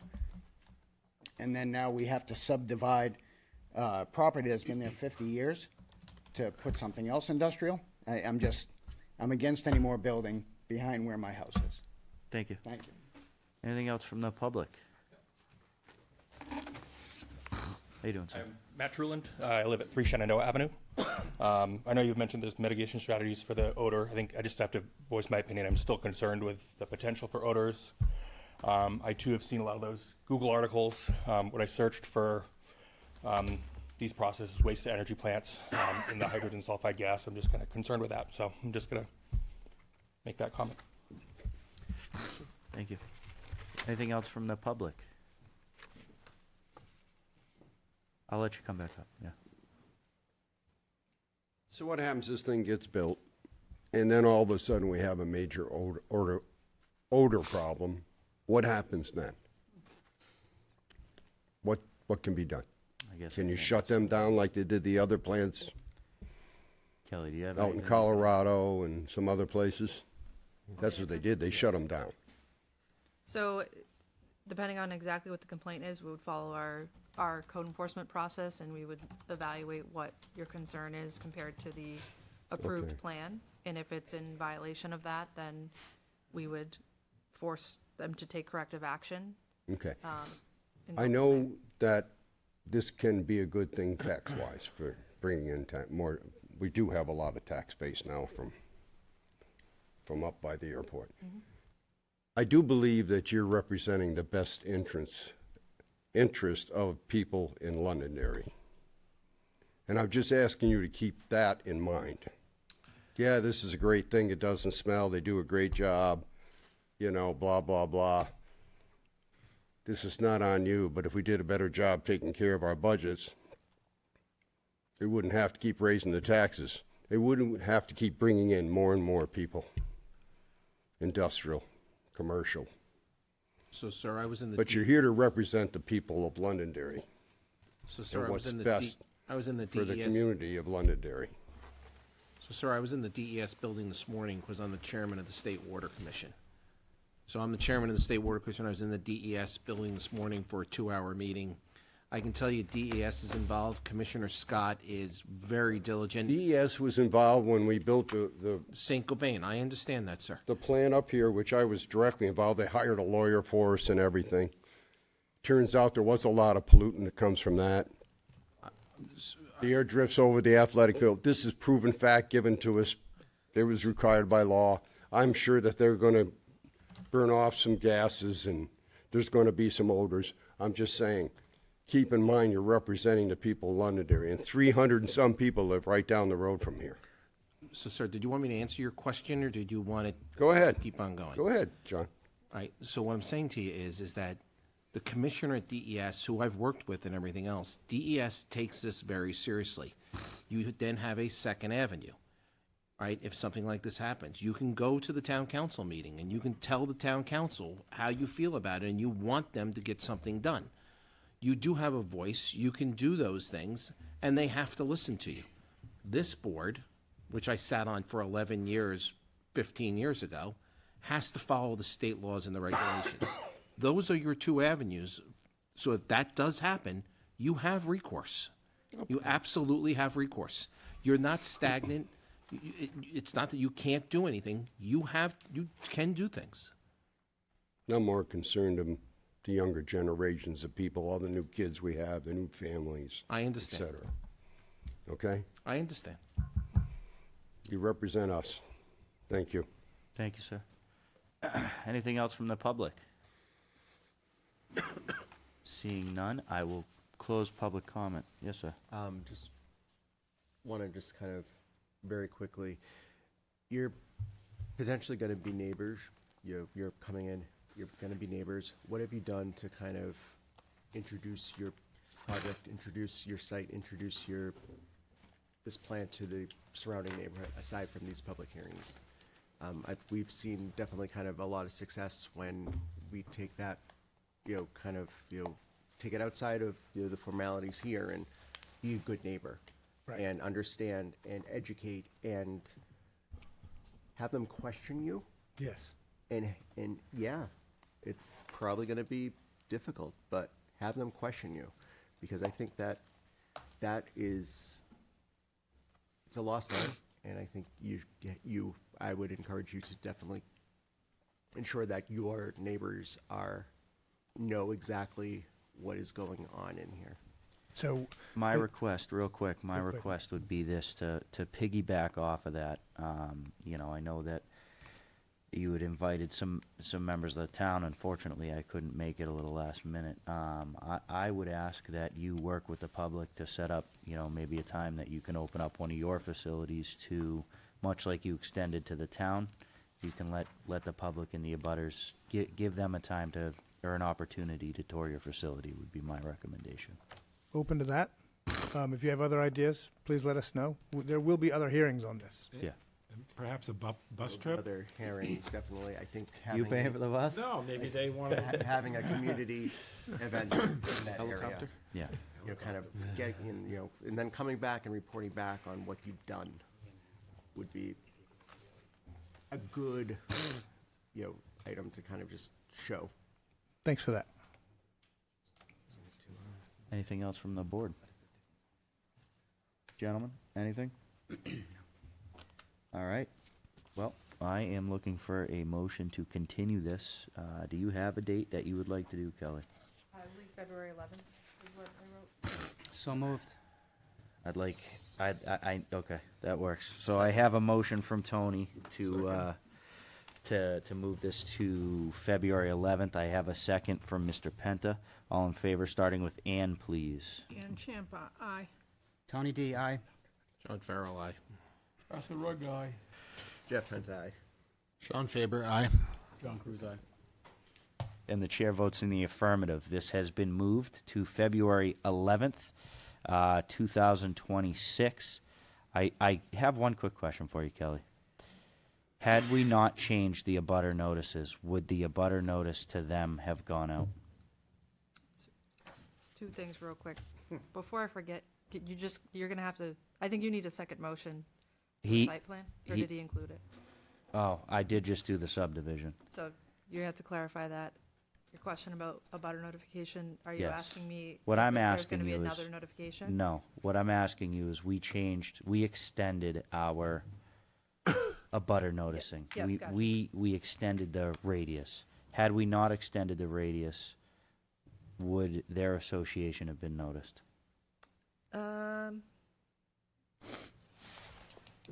I'm just curious for my own. Well, I'm only questioning because there's an area of common land that I know. think I think it would have been touches it, and within- I think that yeah. would trigger the association notice. Okay, all right, fair. So we just made a motion on our subdivision. We need to do the same with the site plan to move it to February 11th, 2026. I have a motion from Mr. D. I have a second from Jeff. All in favor, starting with Ann, please. Ann Champa, aye. Tony D, aye. John Farrell, aye. Arthur Rugg, aye. Jeff Pentai. Sean Faber, aye. John Cruz, aye. And the chair votes in the affirmative. This has been continued to the 11th of next month. Thank you. Thank you. To clarify further, so they will not get another notice. Yes. Make sure that. Just that's from a understood. clarification standpoint, anytime anything is continued, this is the notice. All right. Thank you, folks. Thank you. Thank you. All right. Other business. We'll give everybody a moment to get out of here. I don't think that would have been noticed.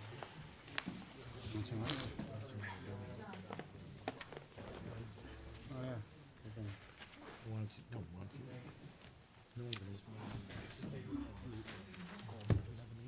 Me too, dude. Me too. All right. Moving on to other business here, we have a work session on the rules of procedure. Kelly, if you could do this with brevity. Yeah, actually, I could have probably put this under administrative board work, but this is just a reminder that we have rules of procedure. It's good practice to take a look at them on an annual basis. We did recently update these in May 24. So if the board wants to go through these in detail, we can schedule that at a future work session, or you can do nothing and leave them as they are. But again, it's just good Does the board practice. have any questions or any adjustments they want to make on a rules of procedure? I got several questions on it, so. Sure. One is on page 2.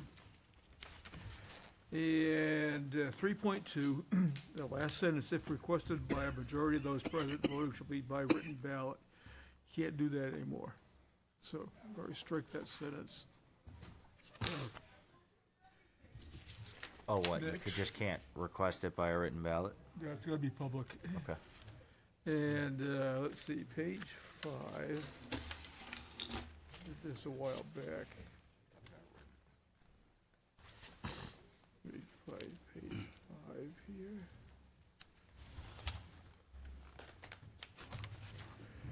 Okay, 7.9. It's personal attacks should be added to that also, or getting into one's personality. People addressing a board, committee, or anything should be sticking to the facts. And What fun would that be? I know, it takes all the excitement out of, That means some people can't come and pontificate. Means I can't talk at all. You said it, not me. I ain't gonna stop you. That's a good point. What was it, Mr. Rugg, okay, 11.2? then, I was at church. 11.2. After the, where the parentheses are, including the vote tally for each motion, is to add motion maker and second named. So that gets it into, so we don't have minutes that have no motion maker, or there's always a motion maker, but some of recent ones have been lacking a second. And also a, I don't have any motions that lack a second. look at the minutes, Jake. Not a motion. Uh-huh. I'm saying Passes they're not motion. captured in the minutes. Yeah. All right. Is everybody comfortable with Art's edits? If so, I'd ask that Mr. Rugg passes those on to Kelly, and Kelly, you can, Have you got them, Kelly? Yeah, and your actual rules state that you have to have 2 discussions on this prior to formally adopting them. So if you want to amend that rule, can I make an amendment to that? So can we remove that? still have to do it though, because that's how it's currently written, but we can amend I it. get we'll do it twice this time, but can we remove it? Are we comfortable with that? It's up Yes. to, Yes. yeah, Talk about it once? Yes. Perfect. that's a Tim Thompsonism. So Kelly, we'll see this next time, and that'll be our last time talking about it. In a perfect It's world. not it's not technically amended yet, so you have to hear it twice. Then after that, you're good. All right, that's fair. This is why we can't get anything Art, I done. appreciate you being I didn't- incredibly I thorough. didn't wanna put Good that job, in good job, Art. Good job. Motion to adjourn. Devil's in the But real detail. quick- I have a motion, is there a second? Hold All in on, favor? hold on. What? Hold on. Just a reminder, you have a master plan update meeting on the 28th of this month, Yes. and then a PUD work session on February 19th. Thank you. The 28th conflicts with the town water meeting. You may want to think about that. DES is bringing down 4 people, Pennachuck is bringing 3 people. Is it already noticed? Already It's scheduled. already out, and, well, I'm just saying that the water meeting is already noticed as well. Move the water meeting. It's not up to me. I didn't make the water meeting. I didn't make the water I would meeting say either. we're already noticed, we're already there, and, It's gonna be the first of. Tony Yeah. made the second, right? first No, of many. no, but I'd like to say, Mr. Chair, a matter of public record, we did have